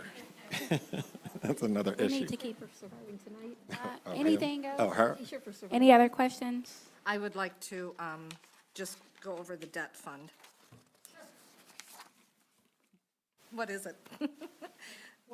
Yeah. Just for, I mean, I know that we don't, the sinking fund is separate. So the debt fund is our loans and our bonds, correct? Okay. And you're on a payment plan, so they have set up the payment plan. They have set up the payment plan for, this is how much principal, this is how much interest you're gonna, pay. The problem arises is you never get 100% of your tax collection, so therefore, at some point, you have to borrow, and then, you Has there been any LAN or SAN loan applications for this summer? the state aid loan? Yes. I have not heard that there is one, but I haven't Who been would be privy to it. applying for that, though? Would that be you, or do we need it? It usually comes through the business office, but no one said a word to me, so I'm assuming you don't need it this year. Dr. Evanson? It's based. I did not hear. The state aid loan is based on, Loan, do we need it's it? based on your cash flow. So you do your cash flow for 14 can't make months or payroll. whatever. And we're good in your, I haven't seen that. They have a company do that. I think they have a company do that. Sarah said something about somebody plots that out. It's like the L 4029 when they're figuring taxes. It's so complicated that we have to have someone up at the state, who I thought retired, but evidently not. He has to do it for us because it's so complicated, because you have so many different jurisdictions and at so one on. time, there was a proposal brought forth from our bond company to sell our bonds. Billy, do you Refinance remember them. that? Refinance them? I can speak to it if you'd like. We actually discussed it today. Thank you, Ed. Board, I'm sure you'll recall that we discussed pulling that money forward. Right. So we investigated the probability of doing that and being fiscally responsible. And it was going to actually take half of our sinking fund money out of the equation. So at that time, I believe we were getting around 3 million a year. I think we had 8 years left when we were discussing it, or maybe 7. But it was going to take literally half of that money. And so we just couldn't bring ourselves to doing it. And I understand the logic of doing it. You get all this work upfront done right now, but to lose 11, 12, $13 million did not seem, So we would lose the sinking fund if we did, if we, no, that was the finance charges for borrowing against it. So to borrow 12 million, Okay. it would have cost us the other 12 million, is what it was. And so we just didn't want to do I that. thought we were selling our bonds and we were going to make money on it, the way it was explained. That's the way I understood it, but I, Refinancing the bonds is a different matter altogether. Your sinking fund is, you're gonna do this, Okay. you get this much money, you're gonna do this much in improvements. okay. So then we, I see that our local, it's going up next year. Oh, our revenues are going up and we're dropping, Revenue should go up because you're gonna have higher taxes. okay. Big old buildings. Okay, and then we're paying down so much principal. What is the forecast for payoff? Or do we not even? Is it? Okay. At $5,000 a year for paying down, you'd think it'd be just a short time. Okay. Okay. Any other questions? Now, the Well- sinking fund, can I just address the sinking fund, please? So we talked, Dr. Edmondson, Mr. Garden and I met with, what was his name, Dan? Don? David, from Barton Mallow. And he is going to be giving us a complete breakdown of expenditures by year, progress on all of the projects that we have going on, and the forecast for the future. So we will be completely updated the last meeting in August. So just so the board and the community knows that we will be having a sinking fund. They were very, very thorough in when we met and what all the changes have occurred and. Your vision, a lot for the sinking fund, what you've done to date is Correct. totally different. Right. So I'd just like to say also to the board, this year was an outlier year. So much stuff has happened. I know Trustee Evans brought it up before, and I'm not going to bring it up again, but a lot of money was spent that was not anticipated. It's an outlier year. You know, if we take 1.7 and that was spent, we didn't expect to spend it, it was spent, it's over. Okay, think about what that does, where that could have been in your fund equity or whatever it is. It was just an outlier year. So, you know, you have to move on from that. And the thing that I think that most shows up here is that when you have inconsistencies in leadership, doesn't matter what role, when you have multiple years of it, this is where you get. These are the things that happen. And just be mindful that every time you make a change, those are the things that happen to a district. Now, to Kathy, I'd like to say thank you. It was great working with you again. I trust you. You already know that. Okay. There's a was, is that past Oh, tense? well, yeah, she's going to be turning her badge in, or she doesn't have one of her keys, and she's going to turn off the computer and give it to us and say thank you. We want you to stay. Whoa, what did you say? Okay, thank you. Okay. I truly I just appreciate didn't want, I was like, was? I know, Is that like- I'm like, was, wait. it. You mean on Yes, this front? yes. was. Yes. And when Kathy walks out, I know you're about to, you can, when this is all over, tell everybody how I was able to broker that building for $180,000 per month using our buildings. I was thinking that we might be able to do that here. So you did hear right, $180,000 rented per month. We were able to pull that off, so Not she'll be able to in- tell you that. In here? We're doing that here, or? No, I said I would like to be able to pull that off. They were desperate. I got them. I have an idea of how that can be done, but nobody wants to hear it. For $180,000. A month. No, first I said $180,000, and you're like, that's good. I was like, per month. Wow.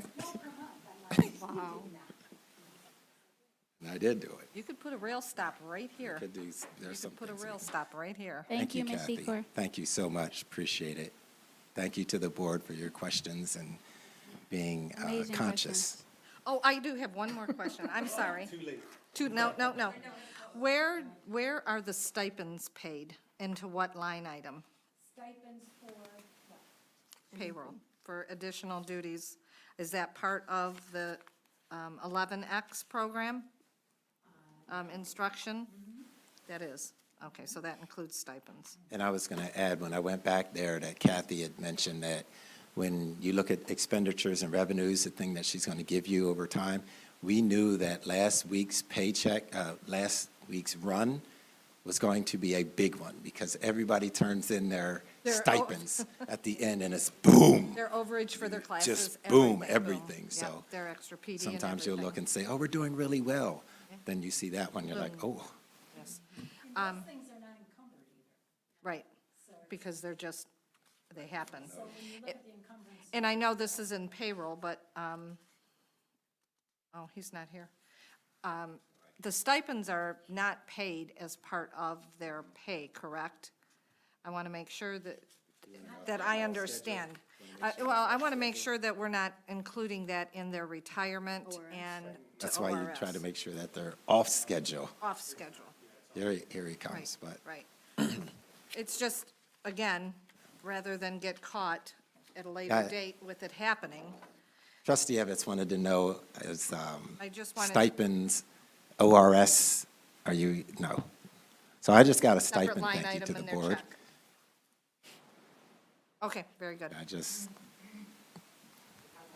right. Okay, Thank you, Mr. Brock. Thank you again, Ms. Secor. thank you. Thank you, Trustee Evans. Next on the agenda, public comment. We have one. Does anyone else?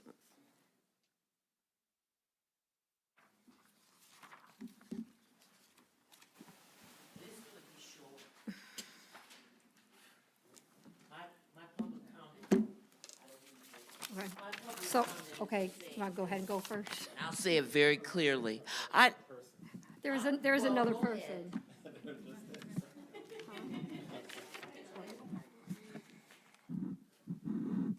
Yeah. Go ahead. Let me pass it back down. No, you want to go ahead and read? Oh, yeah. I can read it from here. Yep, go ahead. It's all right. Resilience. The Board of Education welcomes audience participation at its meetings. These guidelines, which are based on the Board of Education bylaws and policies, are intended to facilitate the orderly conduct of the public comment portion of the Board of Education meetings. The district encourages parents, students, and others to resolve issues at the building level whenever possible with the teacher or building principal or assistant principal. Issues not resolved at the building level may be addressed to the appropriate central office administrator and then, if necessary, to the superintendent. The Board of Education discourages parents, students, and others from addressing the Board of Education on issues that have not been processed in this fashion and will, in such cases, direct the person addressing the Board of Education to the appropriate administrator. Sandy Tenney?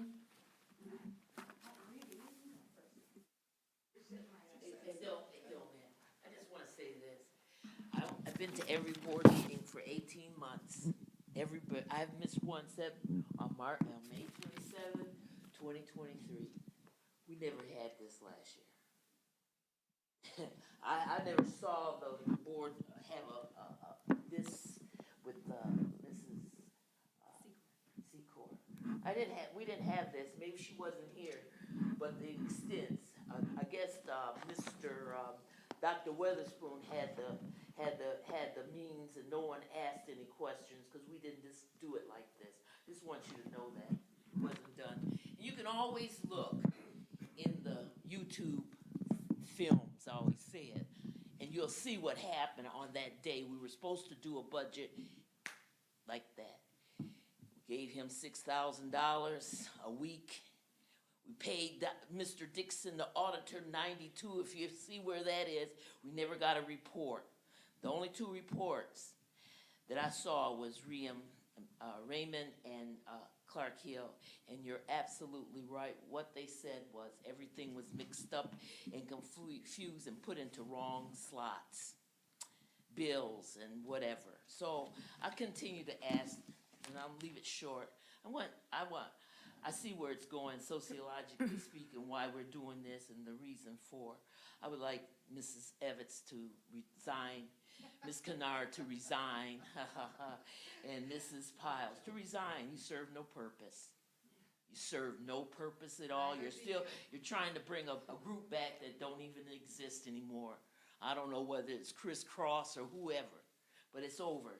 Your time is over. I want to don't want to spin negative, but the children, that's what my church picnic said, we had it Saturday. How are those children? I said, they're hanging in there, and they're doing the right thing. They come honest, they come with clean hands. There's no hidden agenda, and they know their board packet because they don't have to ask questions. Thank you. Sandy Tenney? First of all, Ms. Secor, I would like to thank you. I feel like I've been in school finance 101, and got a, believe me, got a C minus. I'm gonna work, I'm gonna learn, but thank you. Oh. Okay, thanks, Roxanne. Okay, this is gonna be short and positive. Oh, God, I tried. Erica Carter. That's a name I want you to remember. Erica Carter. You know her, Paris? Yeah, Arthur and Michael's younger sister. Okay, anyway, Erica went in our schools, and that's where she gained her love of books and reading. That's where it was nourished, and that's where she's become a, what I have written down? A children's reading, yes, philosophic, yes. And her love of reading, and she is a Romulus alumni. Well, her love of reading took her on an adventure. And you can look it up on LinkedIn, but basically, Erica turned 30. She's going to have this big birthday party, right? Okay. Instead, she asked friends, relatives, and people she didn't even know, go to Amazon. I have a wish list because I'm going to get books and I'm going to give them away to Romulus students.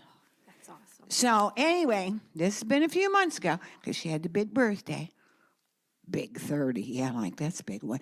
Anyway, so she got a hold of Romulus School. She called and she sent emails. Well, it was in transition, and it was the revolving door, as we all know. So it didn't get where it was supposed to go, and she didn't hear back. So, hey, she went to another school in Romulus, had it all set up, and then unfortunately, that was canceled. So anyway, so then she's figuring, what am I going to do? Looks out her front door. Hey, there's Juneteenth, right up the street in the park. Gathers up her little posse, her relatives, and that's where she was, giving away at least 2 books to every family or student that asked for it. Now, during that time, somebody drugged, the principal of the high school over and introduced them. And so they exchanged information. But this is just, we would be remiss if we didn't reach out to somebody like Erica Carter, somebody who is willing to come in. Turn that off, Debbie. Someone that's willing to come in and give back to our community, because this is what we're looking for. This is us. Yeah. This is us. And she's willing to give back to our community and help us out in any way possible. So, Erica Carter, I got her number, and I'll be sure and give it to Carol before I leave. So I just wanted you to know good things are happening. our alumni are vested in our growth and our desire to move forward, and they're part of us.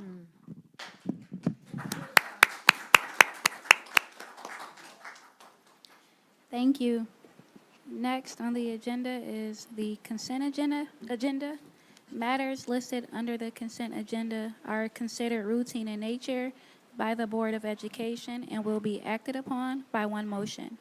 There will be no separate discussion on these items. If any member of the board or any citizen requests discussion of an item, that item will be removed from the consent agenda and will become the first item of business under the report of the superintendent portion of the agenda. A, approval of the minutes of the Board of Education. 1, June 14th, 2023 special meeting. Number 2, June 12th, 2023 regular meeting. Number 3, June 12th, 2023 closed session. B, approval of the bills for payment as submitted by Business Manager Sarah Khan in the amount of $1,514,083.63. Move that the Board of Education approves the consent agenda as presented or amended. I'm sorry, Madam Chair, there's also the sum of the personnel actions. That's C, right? Right, I mean, all under the consent agenda. It's all part of the consent agenda. Order, okay. And now you go down to Yeah, just ignore that line to approve, just read C and take, yeah. Got it. C, approval of the personnel actions as submitted by Human Resources Director Kevin Brock, as amended. As amended. as amended. Madam Chair, I'd like to, I have a question about the bills, so if we could also amend to pull the bills. Okay. So move that the Board of Education approve the consent agenda as amended. Support. All in favor, say aye. Aye. Those opposed, same sign. Motion carries.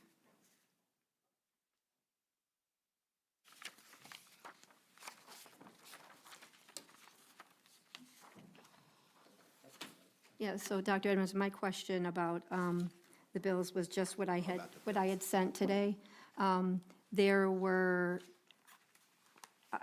checks on the check register in the amounts of, I don't know, varying like 3,000, 4,000 different amounts for board member conferences, so for MASB. So I had just sent the email asking what those conferences were. And then there was also prepaid expenditures of like 4,000. So there's a total of 12,000 something, but there were a list of 3 or 4 board member conferences, and they were like in 3,000s, and so I was just wondering what that was. Sure, first of all, that's a great question. You know why? Because I have no idea. A lot of things just seem to circumvent me, and they just get to other places. So I don't know. Or if that was maybe coded wrong. Yeah. Yeah, I maybe a have wrong no idea. I description. don't know anybody that's Yeah. going, or maybe you are. I don't know. I can certainly find out, because I don't know. Yeah. I have We no didn't know idea. if they were A lot of coded money, wrong, that yeah. would never, I mean, Yeah, would ALC that go to isn't- me necessarily? I guess I would sign off on it, Right. but someone else has to sign off on it before me. But I didn't know if there was actual conferences, or if that was part of the negotiations and it was coded wrong, or, because the total. MASB? Yeah. The total. Maybe it's Rod Green. Yeah, that's what I'm wondering, It because. would probably be, and I sent you all that, it's probably, There's 4 different. then it would be Rod Four Green, different because checks, he and the said total's that a he little over was- 12,000. I would assume, because he said that he would bill us in parts. That has to be it. I don't know what that is, conference, it has to be it. And then I prepaid told you. expenditures, is that also for that, or is that something coming up? His bill, as I sent you when you asked me, and it was probably about this, but he said it was $12,000, and he said that he would bill in, I don't know, per month or something like that. So it all came at one point, and I told you I had sticker shock. And then I said, whoa, actually, I said, no, the board's going to be all over me with this. Absolutely. And then he said, so I'll send it to you in different increments, but they will total the $12,000, so you don't have to. So I imagine that's what it is, but I didn't sign off on anything. So can we just, because our Yeah, check oh, register absolutely. gets posted for, under the problem. transparency, can we just get the correct descriptions Sure. for yeah, that? Sure. I'm going to just hand you mine because I'm going to highlight some checks. Okay. I'm going to hand Dr. Edmondson my checklist and, because I have several that I would like to just. The other Sure. question I So, had for, I'm I sorry. just want to add to that. So I don't want to say it's part of our problem here, but sometimes I get a lot of questions, and then you'll say, you didn't answer them. I didn't answer them because I can't keep track of them. So like something like this, something that you asked for, I need somebody to send it to me, not with 1,000 other questions, but just say, you said that you would get the check, so I can get that to you. But I can't always, I'm like, I'm not taking notes up here. If I could have somebody, I'm not asking you to do it, but it would be better if, or I could expedite it if I knew what the question is so that I could get it to you. Okay, something like Mr. Brock said we're gonna make sure that you get that information, but I need to see it because I'll forget tomorrow. It's fine. I sent that through in a separate email today, but it's board meeting day. But yeah, if you can forward that. This one here? Yeah, with Okay. the Yeah, I don't MASB. That's think I all got that it. was in Okay. there. Yeah, I think. Nobody's going on conferences to my knowledge. And that's, just so that we have it coded and That's recorded, fine, right? that's fine. Oh, you don't want people to think it's you. Oh, I know it's not me. But there's. I but get A- it. But yeah, I get it. ALC doesn't even come I don't to even know what that 3,000. is. Annual Leadership Conference, that's not even 3,000, and there's a bunch of like I'll ask Ms. Bales to work with me on there. $4,000. She's so gracious. Yeah. I ask you to help me find that information. Okay, number 2. Didn't you say you had a second thing? No, that was, oh, no, I was just going to ask about, there was a Perkins reimbursement for Perkins travel, and I was just wondering if we Who get. went where? If we get Perkins money without having a viable CTE program. To my knowledge, things have been knocked down quite a bit because I think we don't have necessarily a program, but there are still a couple of classes. Okay, That's it for me. I'll be right there. You have something for me, or? No. Okay. She's Do you have emailing something for hers. Kevin? I'm going to give you actually my copy.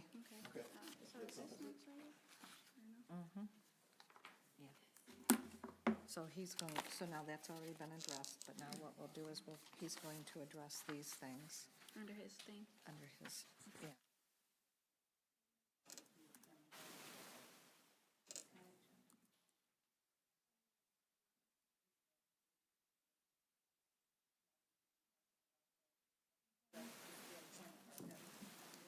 I'm sorry, we're on his FYI. No, because that in the agenda got moved to the report of HR. So we're on his FYI. Mhm. Well, and then we still need to decide, we have to approve the bills if we're approving them, or are we waiting for the descriptions? Oh, please pay them. I'll give you the description. So then, I don't I wanna move be that late the on Board of bills. Education approve the bills for payment as submitted by Business Manager Sarah Khan in the amount of $1,514,083.63. Support. Support. All in favor, say aye. Aye. Aye. Aye. Those opposed? Motion carries. Yeah, No, I'm sorry. I heard him in my ear. Sorry, don't. We're all trustees. We are the report of the superintendent. Oh, okay. Yeah. Great. First of all, I'd like to welcome Adam Dennison here. He's our tech director, and it's been phenomenal already.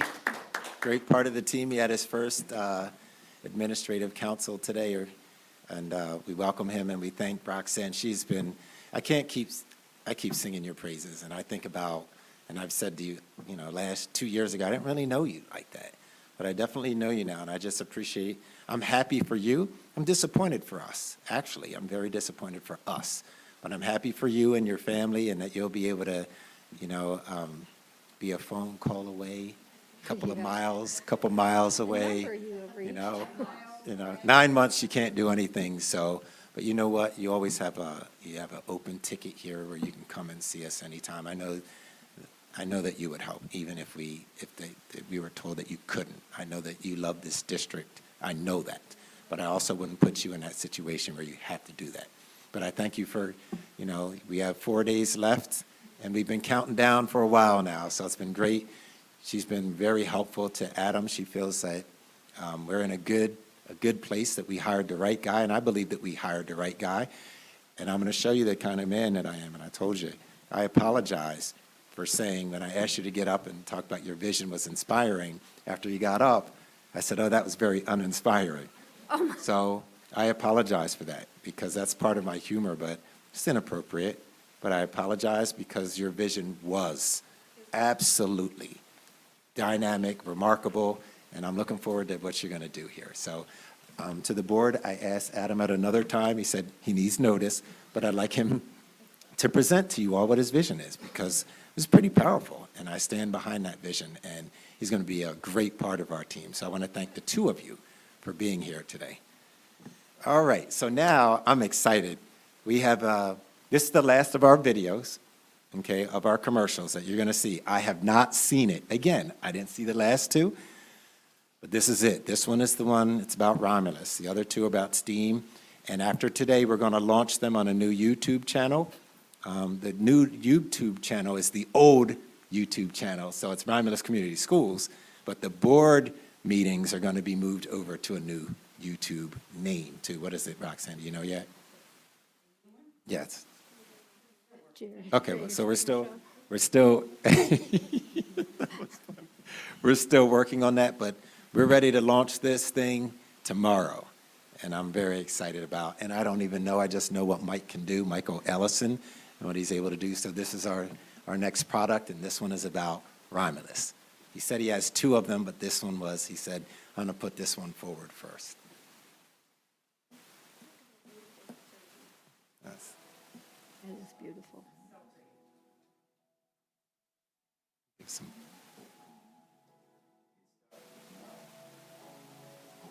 It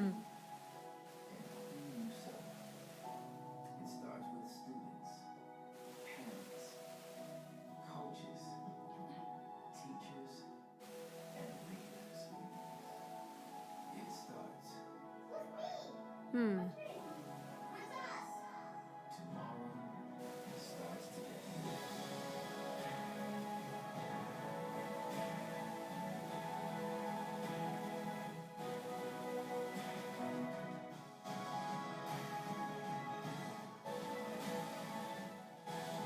Aw.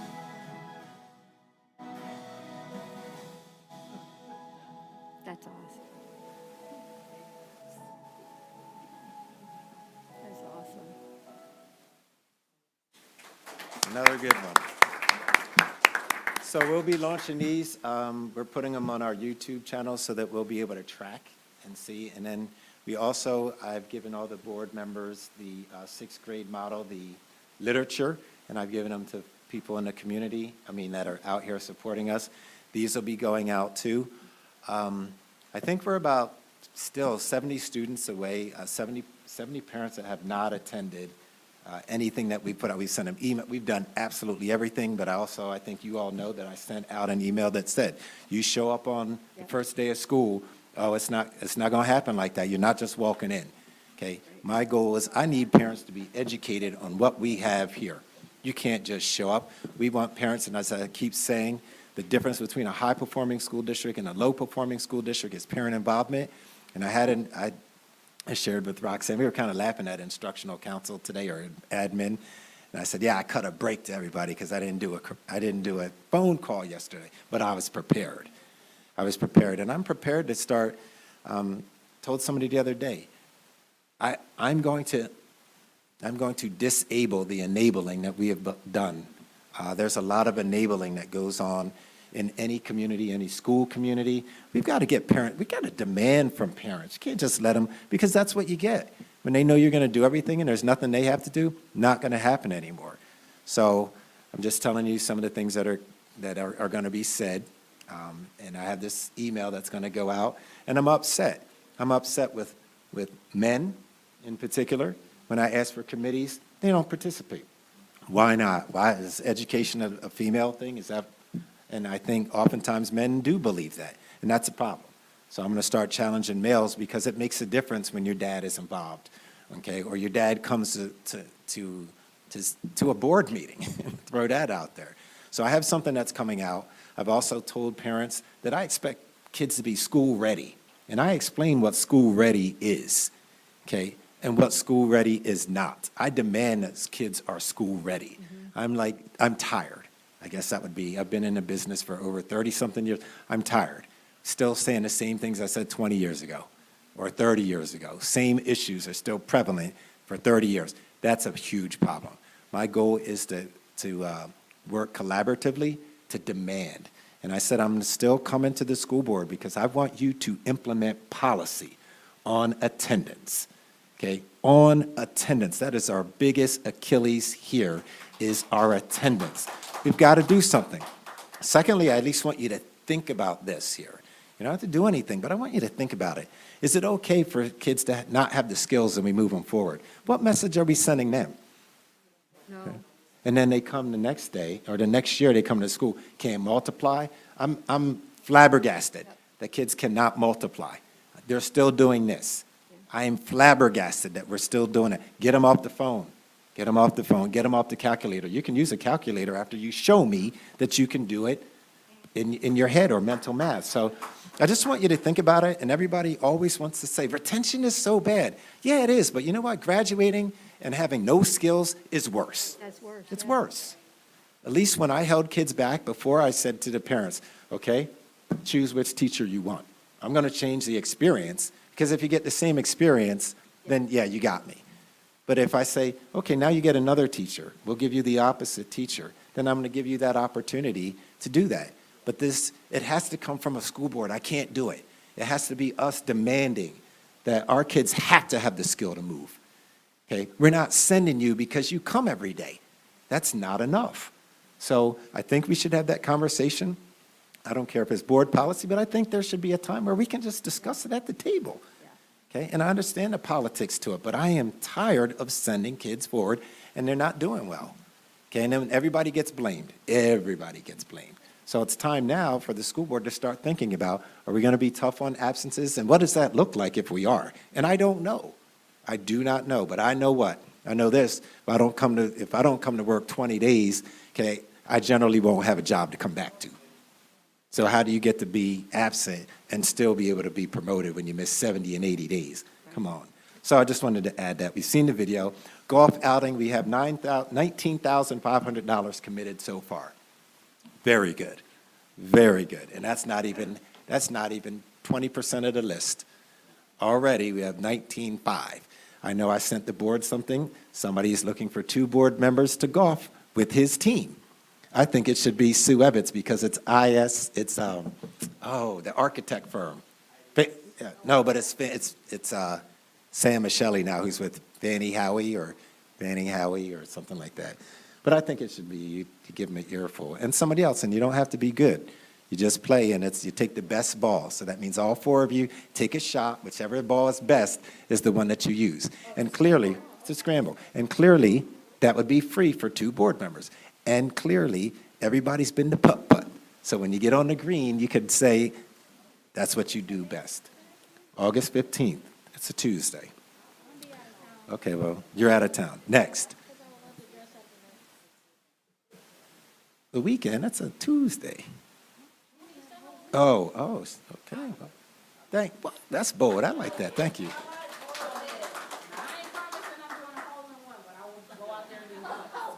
So that leaves 2 other people. Darcel said he's already going to be there. He's already committed. Yeah, I'm already Talk working. too much to golf. They No, don't you get can do, back. you'll do just fine. They need to hear you. Yes, you have a lot to say. You talk about board meetings. Next, Merriman. So I got a call, I'm sorry. About the golf outing, is there going to be some kind of, a gambling fundraiser component to that? We have already secured, Jesse has already secured the raffle. We went to the state to be able to officially do it. Right. I saw that, but do we need that for a I thought maybe there'd be something else. I didn't know that was needed We're for a not raffle. gambling, Are that's we- just for the raffle. That's Okay. just for the raffle. Okay. Anything that prizes are going to be worth more Right. Oh, okay. I thought we were doing like, No, we're not. Yeah, no, please. No. No. Right, it's just a given. Right, we're not doing any alcohol. No, I know, I crossed T's and dot I's. Right, and I want you to know that, just in advance, that this building is closed on the 15th because I've said I need everybody here to help out or participate. Okay, that's their choice. But that's how that's going to be, because this is a district-wide thing and a community-wide. Next, Merriman. So I just got a call from our attorney today and said, we did have an agreement, and when she called, I said, hey, you're probably calling me to make a donation to the golf outing. She said, no. I said, oh, okay. What could it be? I said, please tell me the deal didn't go through.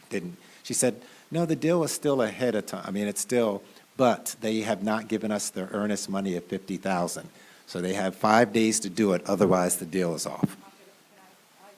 Yeah, you can. Hey, if you're able to secure that 50,000, then we'll be good. Okay. Yeah. All right. No, she said that they wanted to do something that's different, like give you some kind of credit or something. I'm like, whoa, that's not cash. If you can't afford 50, you probably can't afford $950. No, we've got their, Right. we have their financing. Okay. already.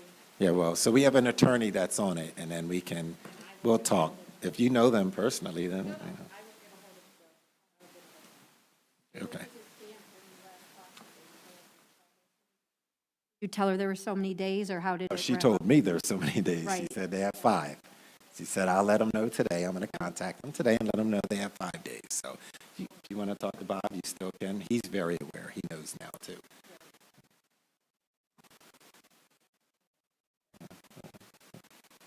Dr. Edmondson, what is the status of our properties once it gets to be July 1 with insurance?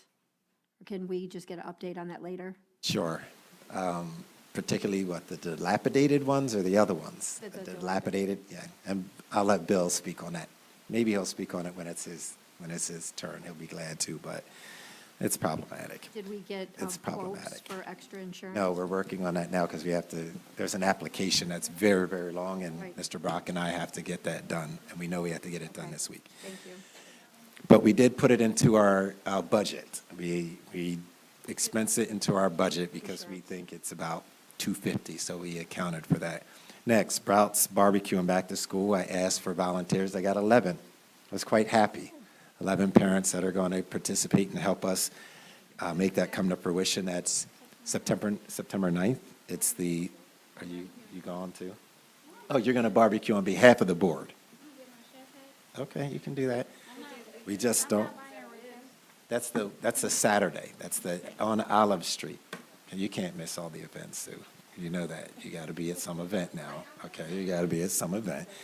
But, we need somebody and we're trying to make it fun and inclusive. So every major entity has got to have somebody that's going to, if it's a rib cook-off, you're going to participate. I'll do the one. I don't have to do the one. Somebody's going to do it here, every school. That's the goal. And you're more than welcome to participate on the committee. 11. 11 volunteers. If you'd like to be on the committee, then please do. And I know you have ideas. Right, we'll gladly take your ideas. We're excited. Yes, thank you. Right, but when you drive into here, Kathy, you drove into Eagle Country. You're not part of Eagle Nation, but you drove into Eagle Country. See how it makes sense? See how it makes Eagle See, it Nation. makes sense. Last one, this is, and I'm going to finish my report. This one's a little bit more troubling to me, is we got our summer school. Today was cut down day. And we have, I don't have the elementary. I want to say it's 82. I think it's 82 or 52. Maybe it's 52 students that we had to cut because they haven't been here, haven't shown up. 75 middle schoolers. We only had 150 Wow. planned. 75 we had to cut. They have not been here. No, so yes, we were able to do, we cut breaks for transportation and everything. Every parent got an email on Friday saying, if your kid's not here on Monday and they've missed 3, you're out. So that the kids that I'm mentioning have not shown up. They have not shown up. 25 from high school. Now, how does the high school impact us? It impacts us because we're on a partnership program because kids aren't graduating on time. So what I can tell you as board members is that this is what's going to happen. Each one of these kids, okay, are getting in their CA60 file a letter that says that you did not participate, so that when they go to another school district, it's helpful to the other school district to know that they didn't participate. Those who actually do attend, we're going to do the same thing. We're putting it in their CA60 so that when they go to another school, the principal or the superintendent knows, conscientious family, conscientious student. So that's what we're going to do. We've let the parents know that they're dropped as of today, and they are not to show up after that. Okay? It's not mean, but guess what? I'm tired. I'm tired, and I think we all should be tired. Now, yeah, I'm making that face like, are you kidding me? I mean, they're going to lose that one, but no. But, you know, we're realistic. If somebody went on vacation and they let us know, and all these things were explained in the beginning, and this is the same stuff I say about STEAM and service learning. You don't just bounce in there thinking, oh, it's all good. No, it is not. You're going to be aware so that I can hold you accountable as a parent. Okay? This stuff has got to stop. We need parents that are informed. So when I hear it's the same old Romulus, then sometimes I look and say it's the same old parents. Okay? I'm trying to change Romulus with the school board, with us, and they have to make some changes too for us to be successful. So I want to share that with you too. That's the end of my report. I tried to do the best that I could offhand, knowing the things that I think were important. Next on the agenda, the report of the Director of Human Resources, Kevin Brock.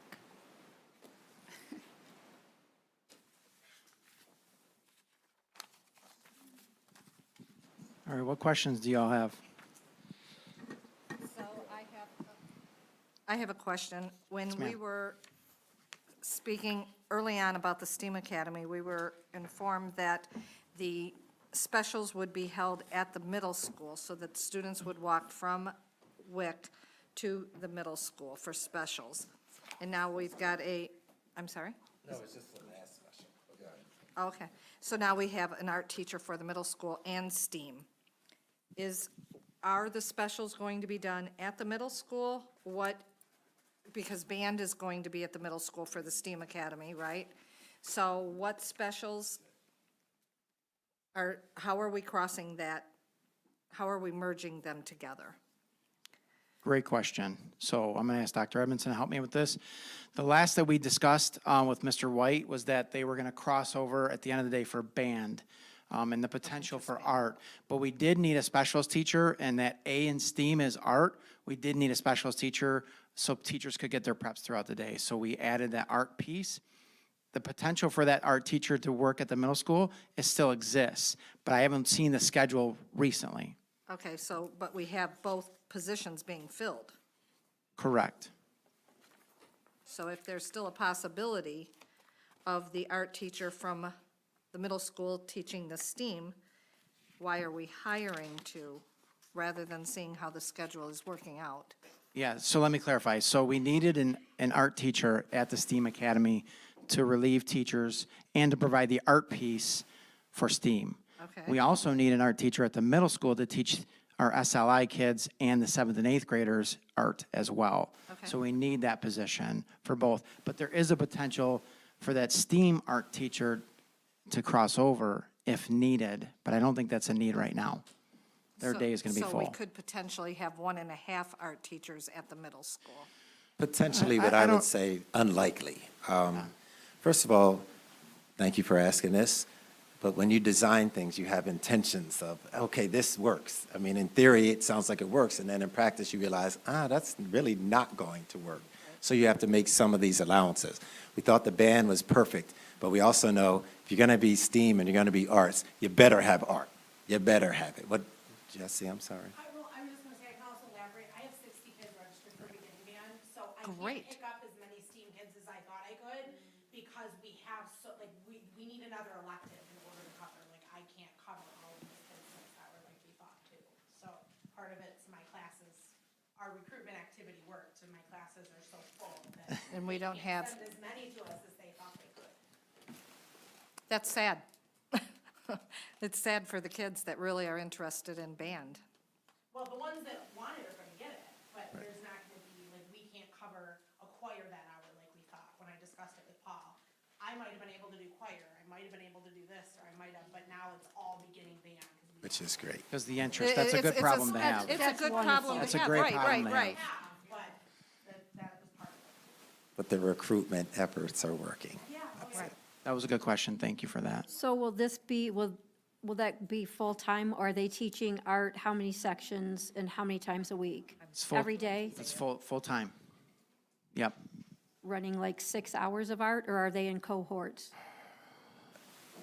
I mean, I'm can that, thinking about the STEAM is each kid is in their own class or right, of 25, so 25, I think it's 25. I don't think it's 30. Each one would have to go to their own, in their own cohort, they're going to have to go to that. That's what that looks and like. are they still offered gym then for the kids that, who are I don't doing know about, STEAM? I or have no idea, like, we haven't, you would know better than he and I would know Yeah, on yeah. that one. You would know better. They can come over for band. Okay. And gym, me- but that art teacher is gonna be part of those cohorts Okay. that they're gonna rotate through.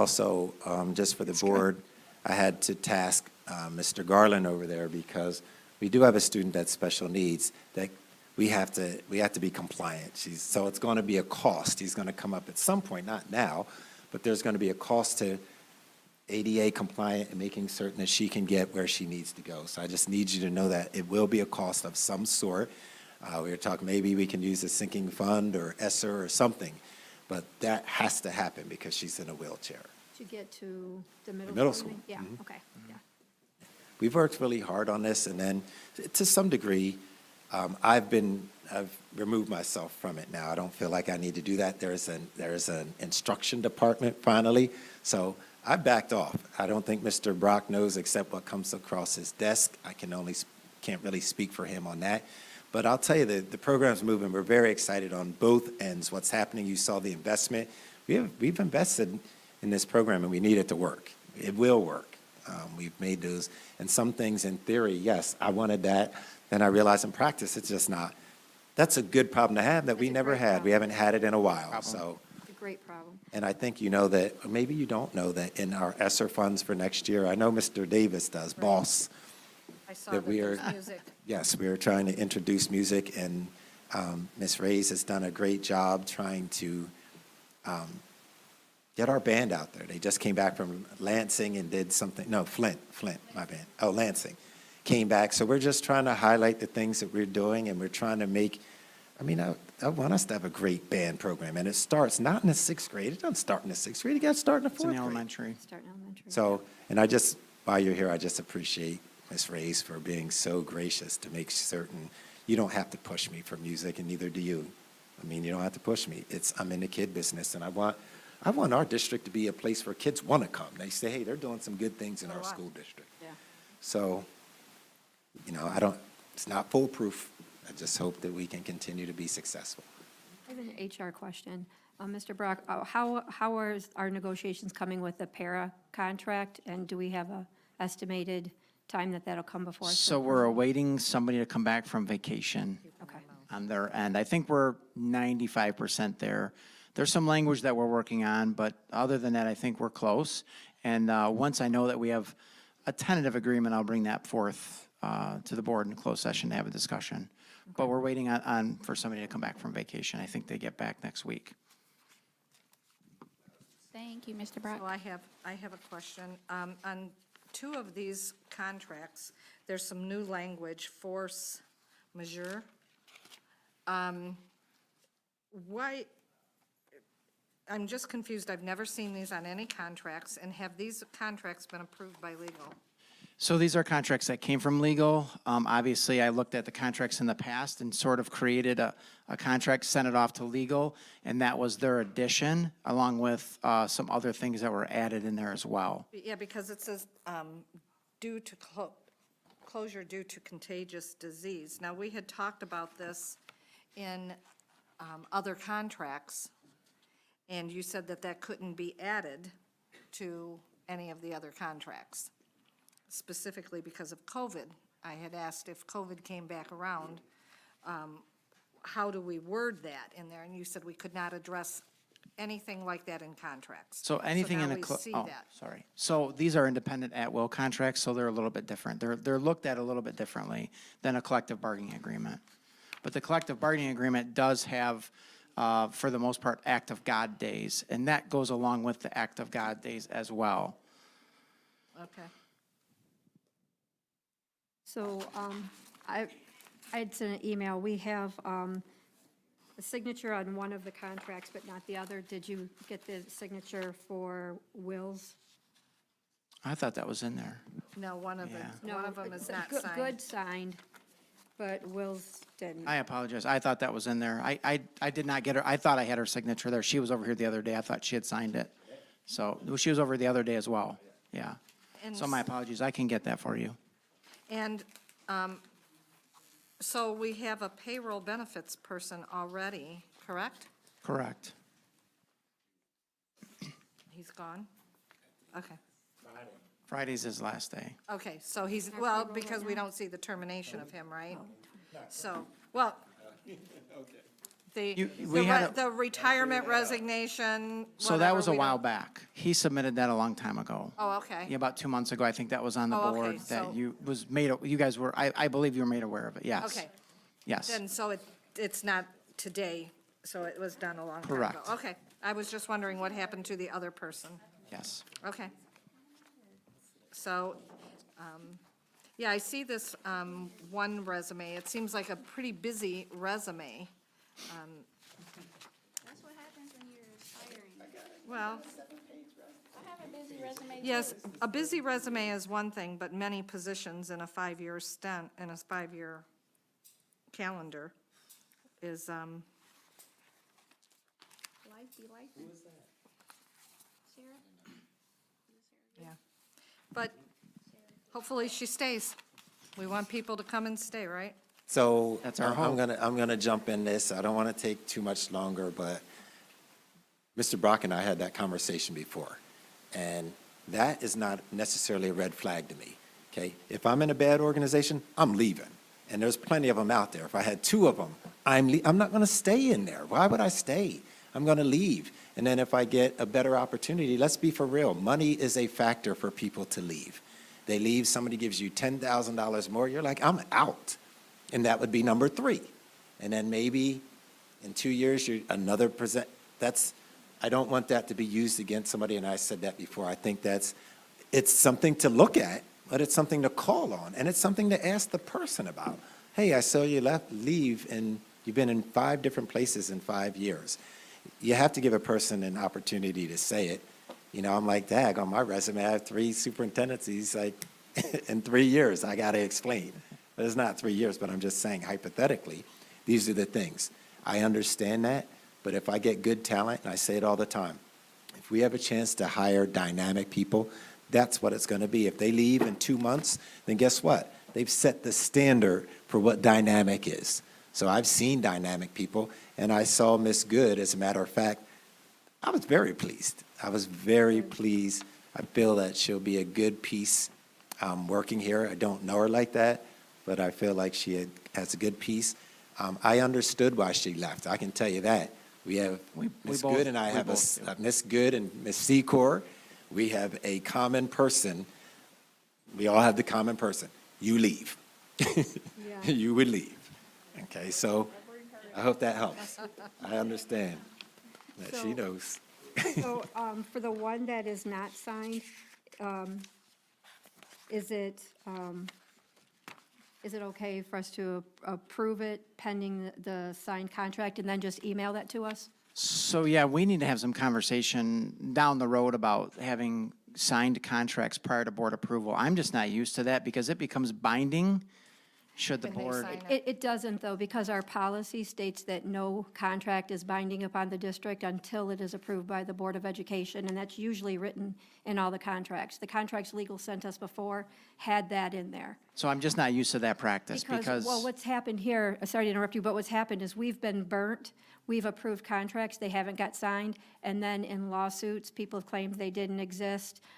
They never had that position, and so that was a recommendation we got from legal like 5 years ago, to start having them signed first. Or we're presented with, we approve contracts, and then what actually gets filed is something different than what we approved. So legal strongly advised that we have the employee sign it, and then we are protected because it's not binding on the contract, on the board to approve. Okay, so let me give the counter narrative to that, and I don't have legal there, but when I sign a contract and I'm still with my former employer, and then they come up here and the board says, oh, no, we don't know enough about the person, you've destroyed my career.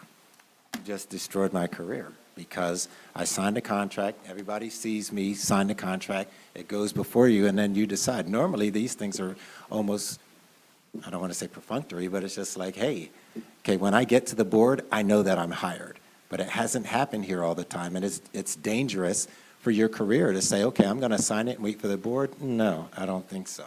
You all say yes to me, and then I'll be glad to sign it because I know that you agree. It's just dangerous, that's all, and it's happened before. It's really dangerous to sign it. I'm not going to sign a contract until,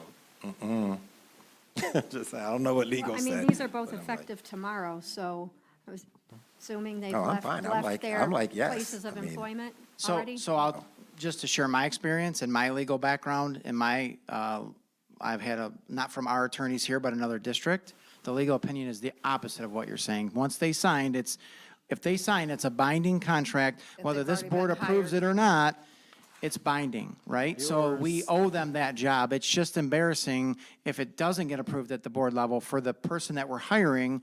If it's 1 time, 2 times, 3 times, and it finally passes on the 3rd time, that person has to sit through that, and I think that's embarrassing. So Right. I'm happy to reach out to legal and get our current legal opinion, but I will tell you, the way we do it here, the way that I'm used to doing it is quite opposite because of the fact I would never have anybody sign a contract till it's board approved. And we have 2 people that are in this building that it happened to. Oh, And they, okay, you already know who they are. We see them every day on cabinet. okay. Those 2 people came up and then they had to go back. So I'm the happy to job. get that, but Right. either I mean, that way. happens anyway, whether it's, but it's whether not- it's signed or it's not not- signed. you don't want that to It's- happen. We're not signing it until we approve it. But in this district, it's not just an opinion, it's the why.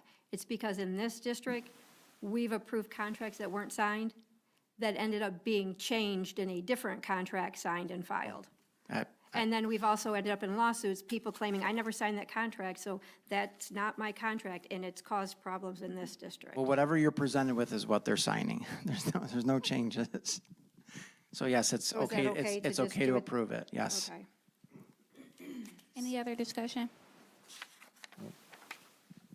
Would someone like to read the recommended motions? Move that the Board of Education approve the employment of Judy Wills as a full-time payroll and benefits coordinator for Romulus Community Schools, effective June 27th, 2023, pending the signature of the contract. And the budget implications are $65,000 salary from general fund. Support.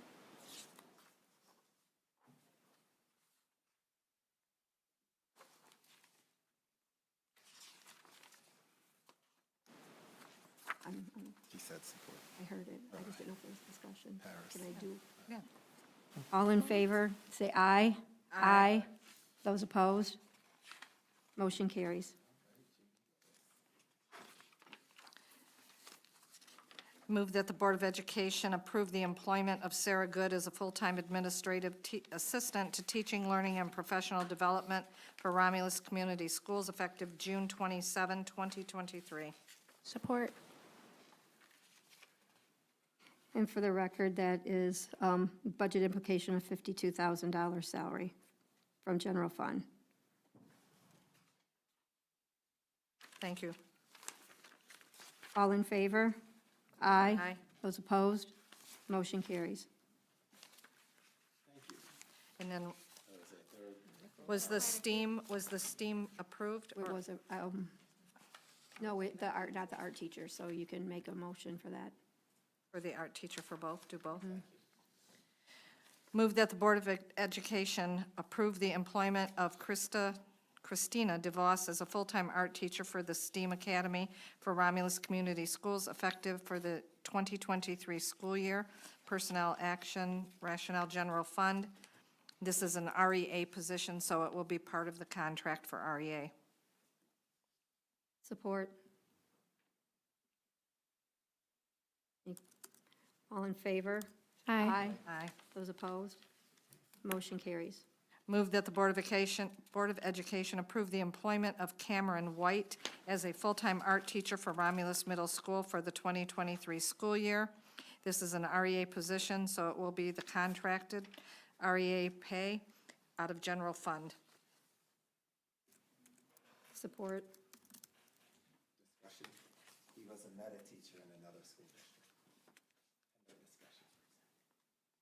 Thank you for adding. Thank you. He's art teacher.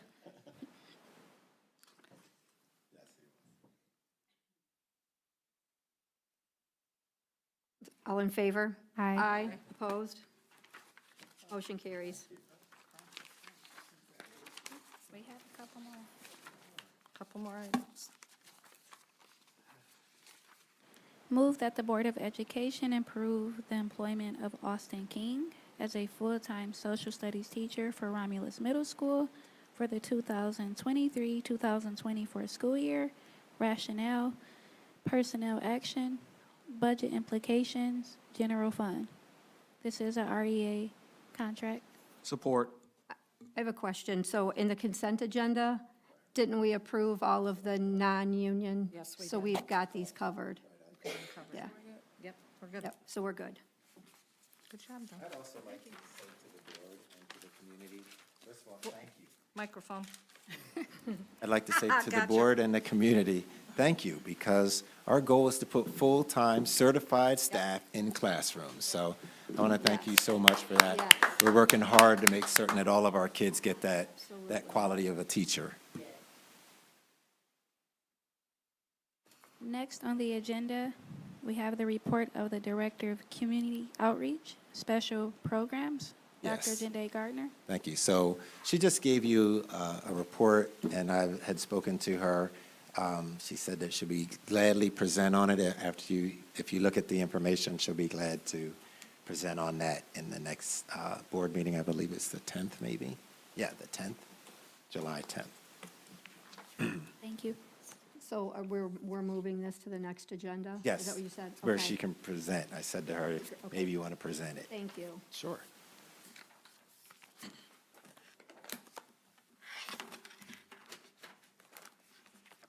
Next on the agenda is the report of the Manager of Operations, Facilities, Maintenance, Mr. William Garland, AKA Billy. Big Bill. Not the little one. Good evening, Board. Good evening. We have a few things on the agenda, but did you want me to answer your question first about vacant buildings? So after we received the letter stating that due to the duration of owning these vacant buildings and the condition of them, they would no longer insure them, Dr. Edmondson had me reach out and see if there was another avenue for us to insure them. They assured us that no insurance company in the state of Michigan will insure them any further. And especially Merriman is not in bad condition. It's just past the number of years which a building becomes insurable. It's a common practice. So as of August 7th, Merriman property and the Mount Pleasant property will no longer have insurance. Now, we would have insurance if someone were to get injured there, but as far as the properties themselves, we would not. So no more insurance claims, right? Not unless somebody not unless, oh, you mean that we can file insurance claims? Correct. Correct. Okay. We gotta sell Merriman. Okay, so, question. Yes. We spoke during the sinking fund meeting. Did he get back with you regarding a demo price for Mount Pleasant? He hasn't yet. I'll just say this, the earlier demo price, I did look them up, for Mount Pleasant was $350,000, which Yeah. is considerable. However, listen, I get it, but at some point, my opinion is, we owe it to the community to see that blight building for so long. At some point, we have to figure out where the funds come from, and there are some grants, but you sell one building, you knock another one down, and the community finally appreciates, says, thank you so much. It has to be a consideration at this table. And I'm not, Does the city have any type of funding available for those type of structures? Probably not, we'd have torn down half of the city if so, but, yeah, I just wonder I if. do know that the city can acquire grants that we can't get. The problem is the property belongs to us. And so that would make it difficult. And, right, there's such a great possibility for that property. I mean, it is a beautiful piece of property, and it's sad that somebody, well, again, they want the property, they don't want the building, and they're getting into it's listed, let me check my notes here. I want to say to Sue, what you talking about, Willis? It's listed, 50 or something? it's 675 is what it's listed for. It's the acreage in the location off of Hannon, in there in Superior. It is an actuality, a nice parcel. The problem is. Park, already it's- there, baseball fields. Yeah, they're in bad condition, though. Is this something, is demolition allowable under sinking fund? Yes, it is. That's exciting. I didn't know Because, that. yeah, we've had the citizens that live in that area complaining when people used to go through and strip it. The residents were complaining when we were, it's crumbling, people are complaining when it was being used for the parking lot was being used, people complained, and to just let something run down, that we can't even insure anymore. They like to use it for their personal use. Yeah, if, Dr. Edmondson, if you could maybe bring that to us on an upcoming agenda, and so we can have those discussions, so that we don't just let it sit, yes. So we don't just let it sit and, Okay. yeah. Well, I guess I would start by, let's take a tour there. All 7 of us, 8 of us. no. We can all go so that, yeah, I'm sure you would. No, but I you know can't- I know we're not going. We can't. You need Can't go in hazmat it. suits. But I'm just saying, so that See it, people can yeah. see what you're looking at. Okay, you all need to know, I don't want to assume that you know where Mount Pleasant is, but when you go there, I was embarrassed. I Yes. felt badly for the community that lived there. Yes, exactly.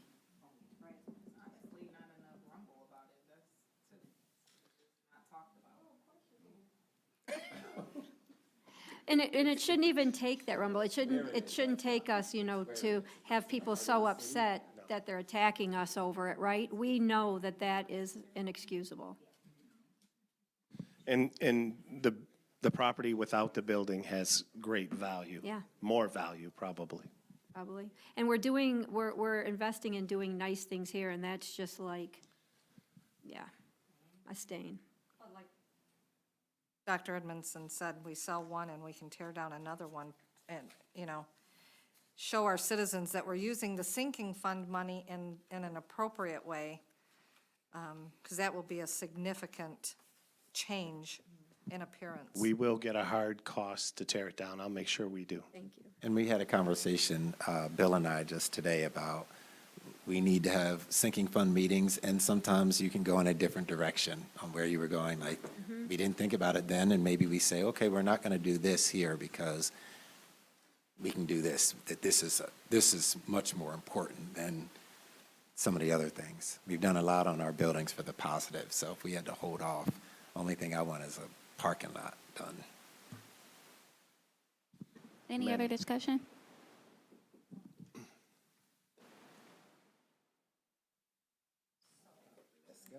Recommended motion? Move that the Board of Education approve the declaration of surplus/relocating of equipment at the Romulus High School Media Center as follows. Tables, round 4, trapezoid 10, square 5, rectangular 9.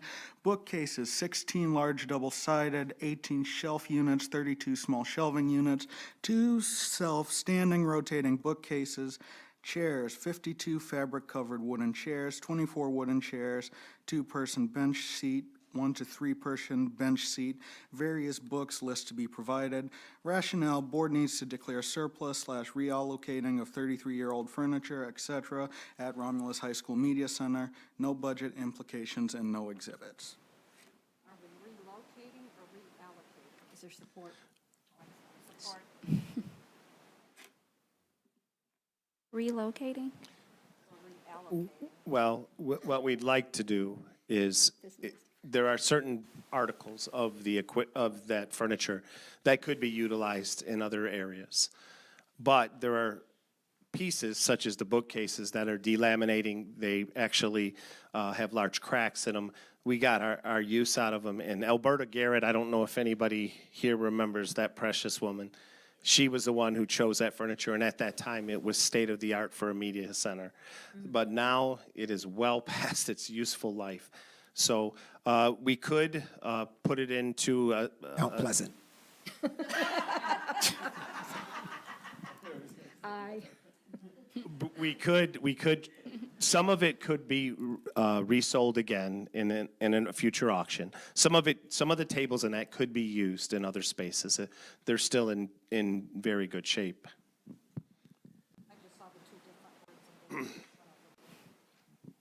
So would it be stored somewhere then? If, Well, where would we? there would be parts of it that we could store in the auto lab that we cleaned out. But, or, I mean, Can we auction those or sort it? Can we auction, are we? we can do another auction. We actually should do another auction. The stuff at Merriman. The remaining stuff there, it's still there. Did we make out? We threw away a lot of the Here. trash. Yes.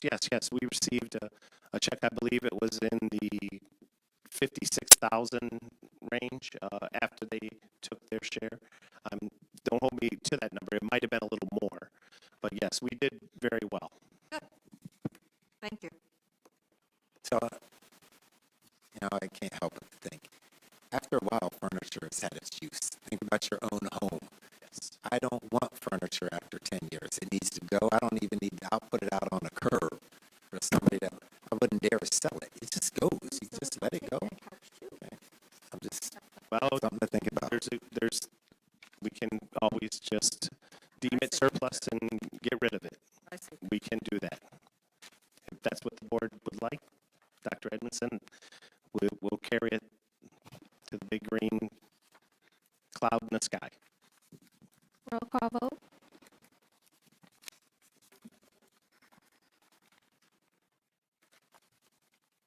I'm sorry. Davis? Yes. Evans? Yes. McCarthy? Yes. Laster? Yes. Piles, yes. Motion carries.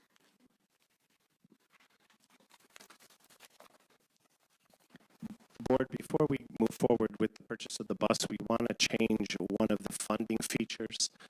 Something exciting has happened.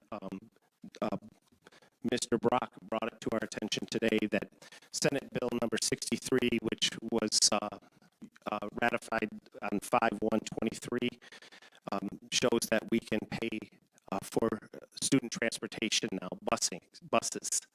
So instead of allowing this to hit the general fund, we would rather pay for it out of there. The little caveat is that we won't be able to do it until 90 days after, which would make it August, I believe, the 1st, since this happened, maybe a little bit later, but it would save us from actually hitting our general fund. So we would get some type of a grant from the state? No, we're paying for a portion of it out of the bus accident that we had.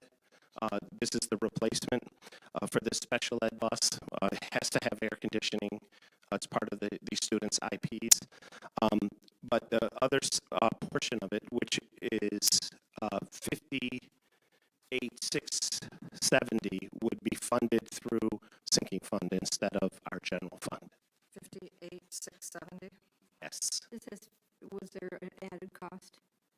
This is 51,399. Yeah, because the total cost of the bus is $110,069. So when we broke it out, it was 51. That's what the amount of the check was 51,399, and then the additional was the 58,670. And so the Senate bill says that we can spend sinking fund money on it. Absolutely. On buses. Okay. Yes, it does. Thank you, Mr. Brock, for being on top of things like that. He shared that. I actually have a copy of it right here. So I have a question on that. Is that better than, because there's a lot of sinking fund, is that a better option than using the enhancement millage money, which we used to use to purchase buses with? Yeah, and I think that enhancement just gets rolled into general fund anyways, isn't that right? Yes. Okay. And we always try to protect that general fund as much as we can.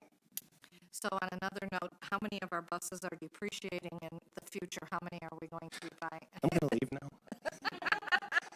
Well, You know, I always talk about buses. yeah, yes, you know, Stephanie and Lisa are on top of that, and we are starting to age out with a few buses. If student enrollment heads in the direction we hope, we're absolutely going to want to add some more.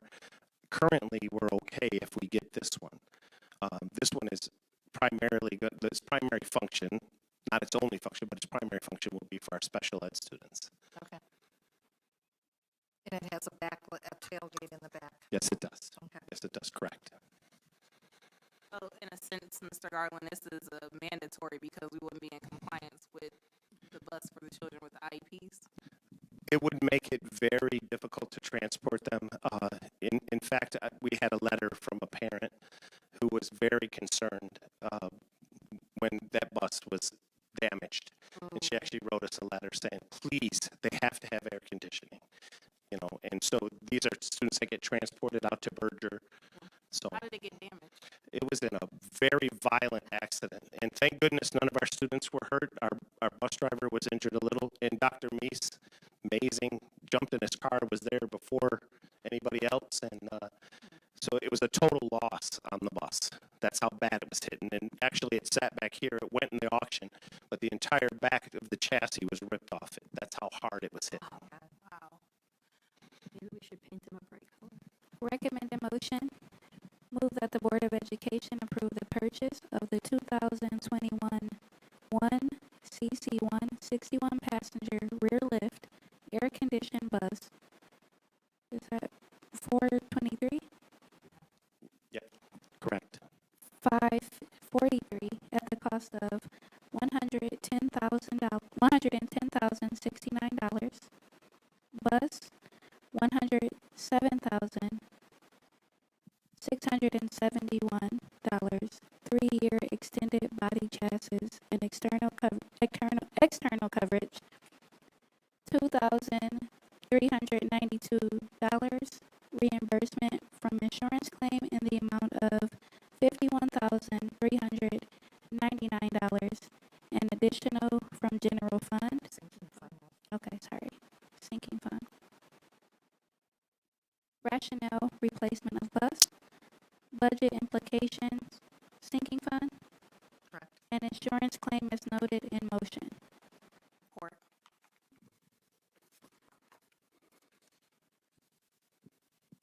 I have a question. On the quote, there's 2 buses on the quote, so we're only buying one right now. Correct. Okay. Okay. McCarthy, Yes. Laster, Yes. Davis, Yes. Piles, yes, Evetts, Yes. motion carries. Thank you, Board. Can I ask, when do you think we'll need this second bus? Well, that bus was an option, but it did. was either or? It was older and it wasn't going to have the warranty, so we chose the other bus.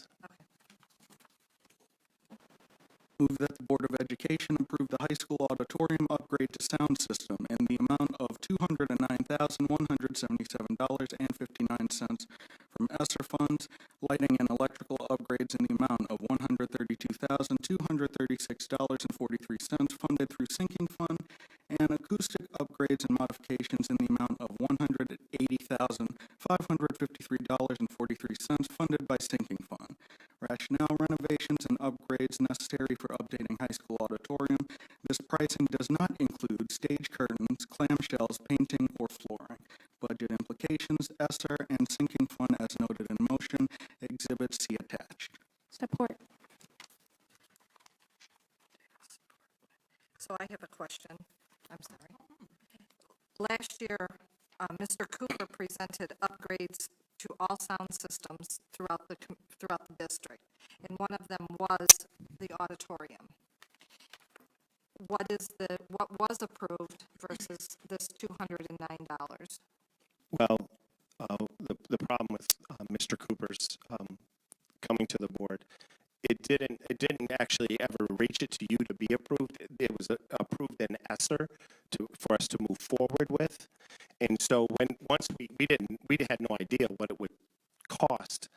Once we seen the cost, we realized that it had to be done through a consortium.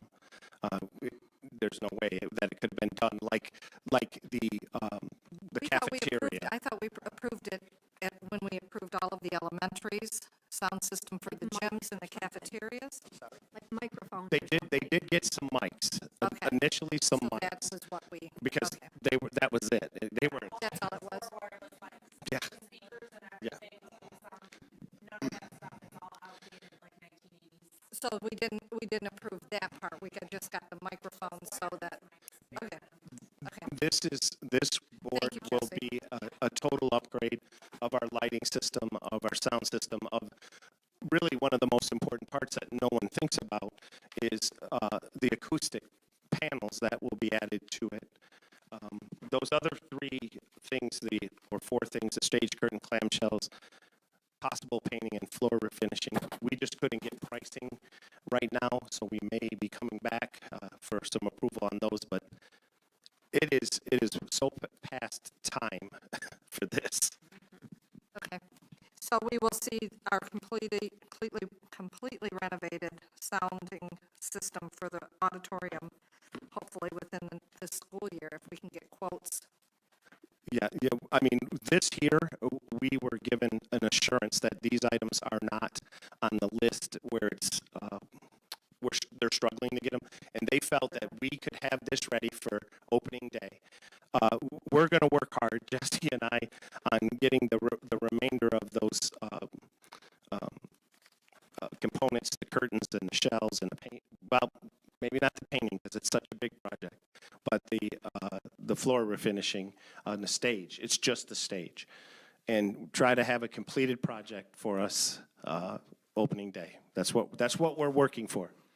That would be wonderful. To clarify, Ms. Evett said something about quotes, but this isn't going out for bids or quotes, correct? We're using consortium pricing? Absolutely, yes. This is all consortium pricing. This is is this pricing for the items and labor?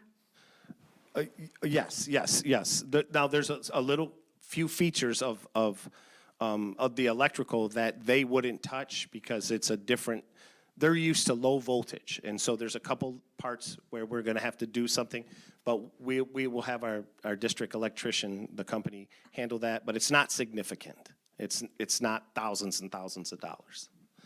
Because most of the wiring is there, especially for the electrical, the lighting, it's all there. And now we're going to LED lighting. It's not the big, hot lamps that you could get a tan under. So for the sound system upgrade in the amount of $209,000, the other two items are recommended from sinking fund. So for the sound system, why ESSER as opposed to using sinking fund for that? Because that was already approved in our project. And actually, Mark had reached out, and I was so grateful to him. He said, Bill, we got to get on this. We got to show progress. And so that had already been approved. All these type of projects were for social distancing, to have meetings, to be able to have like large groups of people so they could spread out. So that's why they were approved through ESSERS. So Dr. Edmondson, the ESSER update that you sent to us with all of the projects on it that was updated as of, I think, May 23rd, I didn't see this 209 on here. Is this Correct. from, I think it was in last year's, Debbie. so this 209 is in ESSER? 3. Oh, it's in ESSER 3. It's an ESSER 3. Yes, and it wasn't 209. I talked to Mark. It was a little less there, so we needed a little bit more for this project because, again, we've moved forward that much further, and so pricings have changed. So, but Mark said there's no problem, that we're just going to be able to shift some out of another project that we were going to have done as part of our air quality that is no longer needed. So he's going to allocate those funds to it. So is any of this, because in the ESSER 3 we received, I didn't see any of this. I'm looking at ESSER 2 funds, Debbie. No, It should I be thought 3. It's ESSER 3, he said. But let me just, in July 6th of '22, there was $150,000 allocated in ESSER 2 funds Yes, that's For- correct. for auditorium, high school, sound system, low-quality equipment needs to be replaced with equipment that provides better sound and clearer communication over a large area to students during social distancing. The sound system will help keep a 6-foot distance between students in the auditorium, provide a way for staff to teach while distancing. And that was in ESSER to 150,000. Right, so that's ESSER 2, so does that mean that we have ESSER 2 money that hasn't been spent? I would have to get Mark to clarify that, but that was the placeholder that we had for that. Yeah, I thought we had spent that, yeah. But I know this was in ESSER 3. No, it was not ESSER 3, but I believe it was supposed to be done in ESSER 2, but it hasn't been done. Wasn't So is it, so we've spent all of the ESSER 2 money is what I think, Right. Yes. So we need to can we just make sure that this gets allocated in 3 and whatever we're is. taking? Yeah, because I spoke to Mark Graham that it would come out of ESSER 3. It's already allocated yeah, it within shows the it. balance is still 150 on here. It doesn't show that it was spent. Yes. It was never done Because yet. Mark was the one who reached out to me, and when he did, I went straight to her and said, we got to do this. Okay. Roll call vote.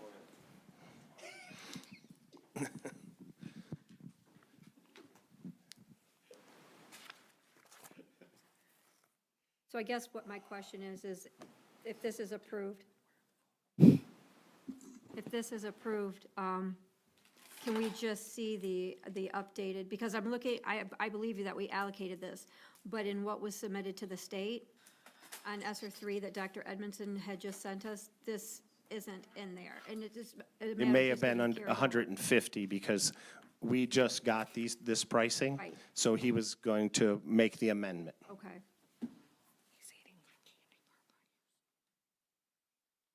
What else was good? I have one more question. Could we get Barton Malo to just, and I know that if there's stuff we can do ourselves, then we don't need to pay them the management fees, but because this is such a large expenditure, can we just get them to sign off that they're not involved in this project? The company that we hired, that AVI, this is what they do. And it went through that consortium, through that government pricing. And so Barton Mallow has no part of this at all. I'm just saying because it's sinking fund dollars and how they want management fees. They will not want any for this. They are not a part of it. Yeah, Okay, they won't yeah. take it. And we're going to be able to give you more transparency with the sinking fund and more updates now. Any other discussion?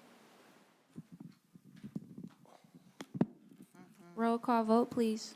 Davis, Yes. McCarthy, Yes. Laster, Yes. Evans, Yes. Piles, yes. Motion carries. Board, thank you so much. Our kids are the winners tonight. Thank you, Mr. Garland. Next on the agenda, report of the Director of Special Services, Dr. Patrick Mees.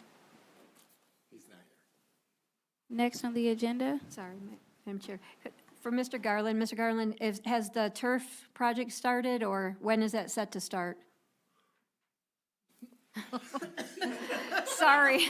Get your footing in. It's got your steps. I just saw Adam. He yawned. I know, right? Oh, boy, I better get a yawn in. Bill's going to talk some more. I'm proud to announce that we are finalizing a few little things on the turf. They removed all the track, and so next step is they're probably going to lay the track here in the next week or so, maybe 2. It is. Let me say that it's going to be at least 2 because of the holiday weekend. The track, everything else is being ordered and will come in August. Okay. So what's our estimated completion date? Are we still on They're track? shooting for Labor Day, that Okay. that's the goal. That's wonderful. We do have the field that's outside there. It's a little bit rough, but probably some of, a mixture. Yeah. There's a beautiful field that gets marked all the time over at the high school.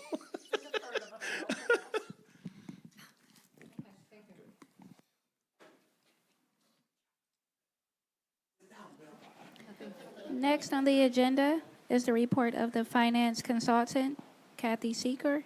Move that the Board of Education approve the amended budgets, general fund, food service, student activities, debt, and sinking fund as presented for the year ending June 30th, 2023, rationale memo attached. Support.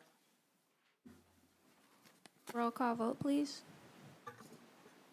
Davis, Yes. Laster, Yes. McCarthy, Yes. Piles, yes, Evans, Yes. motion carries. Move that the Board of Education adopt the proposed budget for the 2023-24 fiscal year for general fund, food service, student activity, debt, and sinking fund. Rationale, Michigan's Uniform Budgeting and Accounting Act requires the adoption of the budget before the new fiscal year begins. The proposed 2023-24 budget is built based on a number of assumptions. After the annual financial audit is completed and after the fall 2023 student enrollment data is available, a budget revision will be prepared to reflect the most current financial information and projections. Budget implications detailed in attached documents. Support. That Laster? Roll call vote, please. Discussion? Sorry. Any discussion? Yes, I would like to request, I sent a list of questions out for documentation, and I would like to request that I have those. I'm going to vote for the budget, but I would like to have some supporting documentation that I requested, along with a 5-year projection. Okay, can you get me 2-year projection for what we have for income? Okay, I mean, that's almost impossible. okay, That's like throwing a dart at the wall and saying. okay. Any other discussion? Roll call vote, please. Davis, Yes. Laster, Yes. Piles, yes, Evans, No, McCarthy, Yes. Now the kids are the winners. Said previously as I hold off. Next on the agenda, report of board subcommittees. Trustee Laster? Anyone else? Were we on discussion? I'm sorry. We are on the report of subcommittees. Next on the agenda, I had a comment. then please comment. We trying to go home. Okay, no comment. Go ahead. Trustee Laster, when is the next finance committee? Have you set a date? Well, okay, I do have a comment. First of all, I want to publicly apologize to you, Ms. Secor, for you having a ghost meeting. And Ms. Sarah, I apologize. I did try to send an email out because I had a conflicting thing that came up and I was trying to get here, but thank you for coming and being prepared, and I apologize that I wasn't here. I want to thank you for your professionalism and basically getting us to a ground where you came into a mess. So, and finance and numbers is not everybody's thing, definitely not mine. So I appreciate your hard work to get us to this point and for sticking around. Yeah, so thank you for that. Dr. Edmondson, thank you for going over the attendance because it's imperative that we have that. Speaking from, if I can toot my horn, I had perfect attendance here from preschool all the way to high school. You can check the archives. I did receive a certificate for that. So yep, Beverly Road, I went to preschool. And no, my certificate, when I graduated, said from preschool all the way to high school. I never missed a day of school. Fun fact, didn't receive a car or anything. But, so I know how important attendance is. So I definitely support you in whatever measures we need to take to get that going because we have to be a collaborative with the parents, the students, and us here. So, thank you. I'm gonna be quiet so I don't get talked about. That was a subcommittee report. Thank you for providing board member comments during the subcommittee. Okay, see, this is why I needed fried chicken before I came to the meeting. Okay, I apologize. So, I personally did not make it to the subcommittee meeting. I apologize, and I'm done for the night. Thank you. Thank you, trustee Laster, So for, I do have a question, though. The subcommittee meeting that was called, so I just want to know, like, what are we doing as a board, like, when committees are called? I know, as I said, I would have appreciated that, because I had requested a study session, which saves on all of our time here, but is somebody notifying the board when when these committees are meeting, so, you know, board members can pass questions or attend? I can't speak for other subcommittees, but I know whenever we set a date for a policy committee, I always announce it at the board table so that everyone is aware of the date and time. And I would love for my fellow board members to attend. In the past, the finance committee, the finance director always set the date, did the agenda, and she did the invitation. So it was because the department head is the one that should be leading the meeting. Okay? Not, which I learned this during meetings, okay? So the finance person should be leading the meeting with the agenda of things that need to be addressed, questions asked, and the subcommittee then asks the questions. Thank you, trustee Evans. Oh, I guess, can I say something else? I'm back. Sure, So trustee I Laster. do know that trustee Kennard, we didn't have a set date, and now that I know the prior, how it went, that the finance director, maybe we can get in order with that. But she did say we will be having one. We don't have the date, and if you have any questions, please send us because we are the subcommittee members. So that was stated. Maybe it wasn't just thrown out there, but I guess if we can just get on board so we all have our questions answered when we do have the meeting. Thank you. Thank you, trustee Laster. Anyone else from their subcommittee? Well, I certainly want to add that I was home, and Mr. Brock was home too, and that worked well. Like, for me, I don't feel like, you know, sometimes it's hard to stick around till 6 o'clock to have a meeting, and I know it works for your schedules, but sometimes it's just really difficult to stay another Monday or another Tuesday to stay till 6. So I thank the board. Oh, there was nobody there. I'm sorry. So I want to thank whomever for allowing me to be on a subcommittee virtually. So I think that might be something that might be able to help us out a That's what little we bit. did. We did all of ours Yeah. virtually. As opposed to, you don't have to be there because we're not voting. And I think that was the confusion too. It was never solidified that it could be virtual. I think it was just a lot of back and forth with that. No shade to you. I'm just saying. Okay, thank you.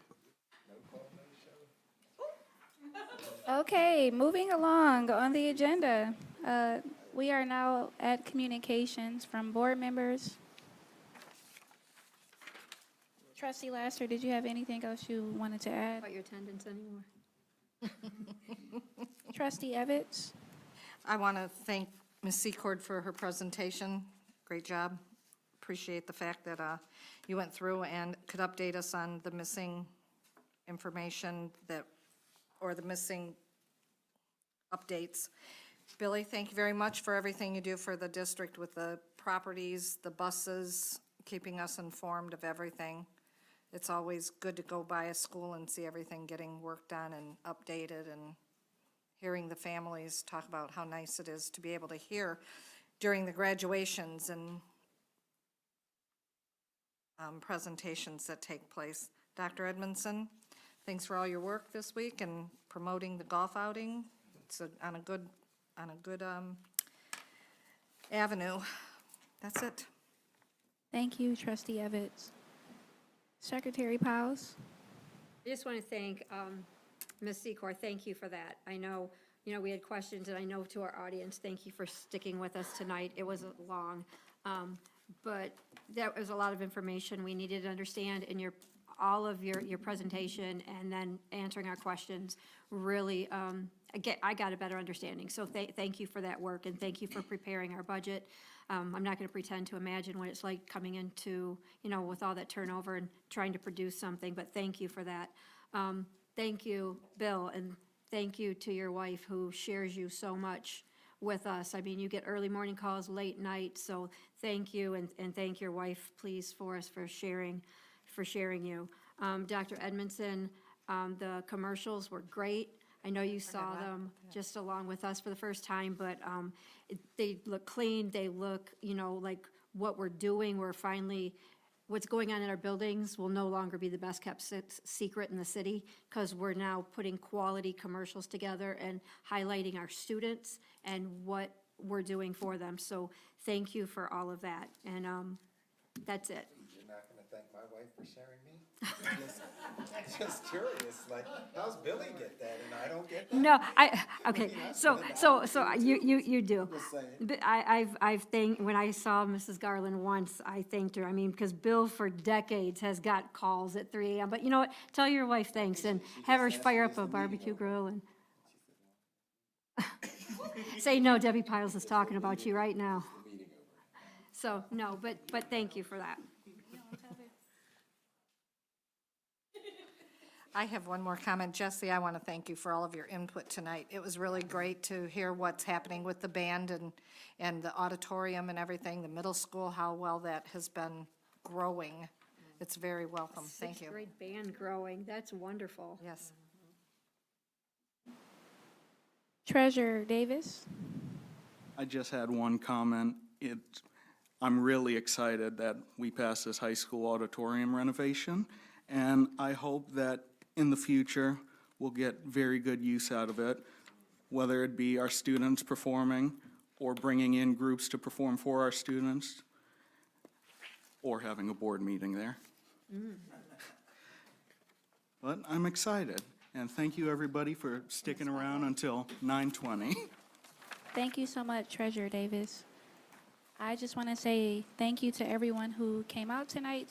I know school is out and summer is in session, so thank you for dedicating your time to attend a board meeting. We appreciate the support. Last but not least, the center of the show, Dr. Benjamin Edmondson. Any comments? Let's go. Thank you. Motion to adjourn? Support. All in favor? Aye. Meeting adjourned at 9:21. Yes, ma'am. Enjoy your holiday weekend. Be safe. You support it? You support Don't be so excited. I'm hoping this, I'm hoping everyone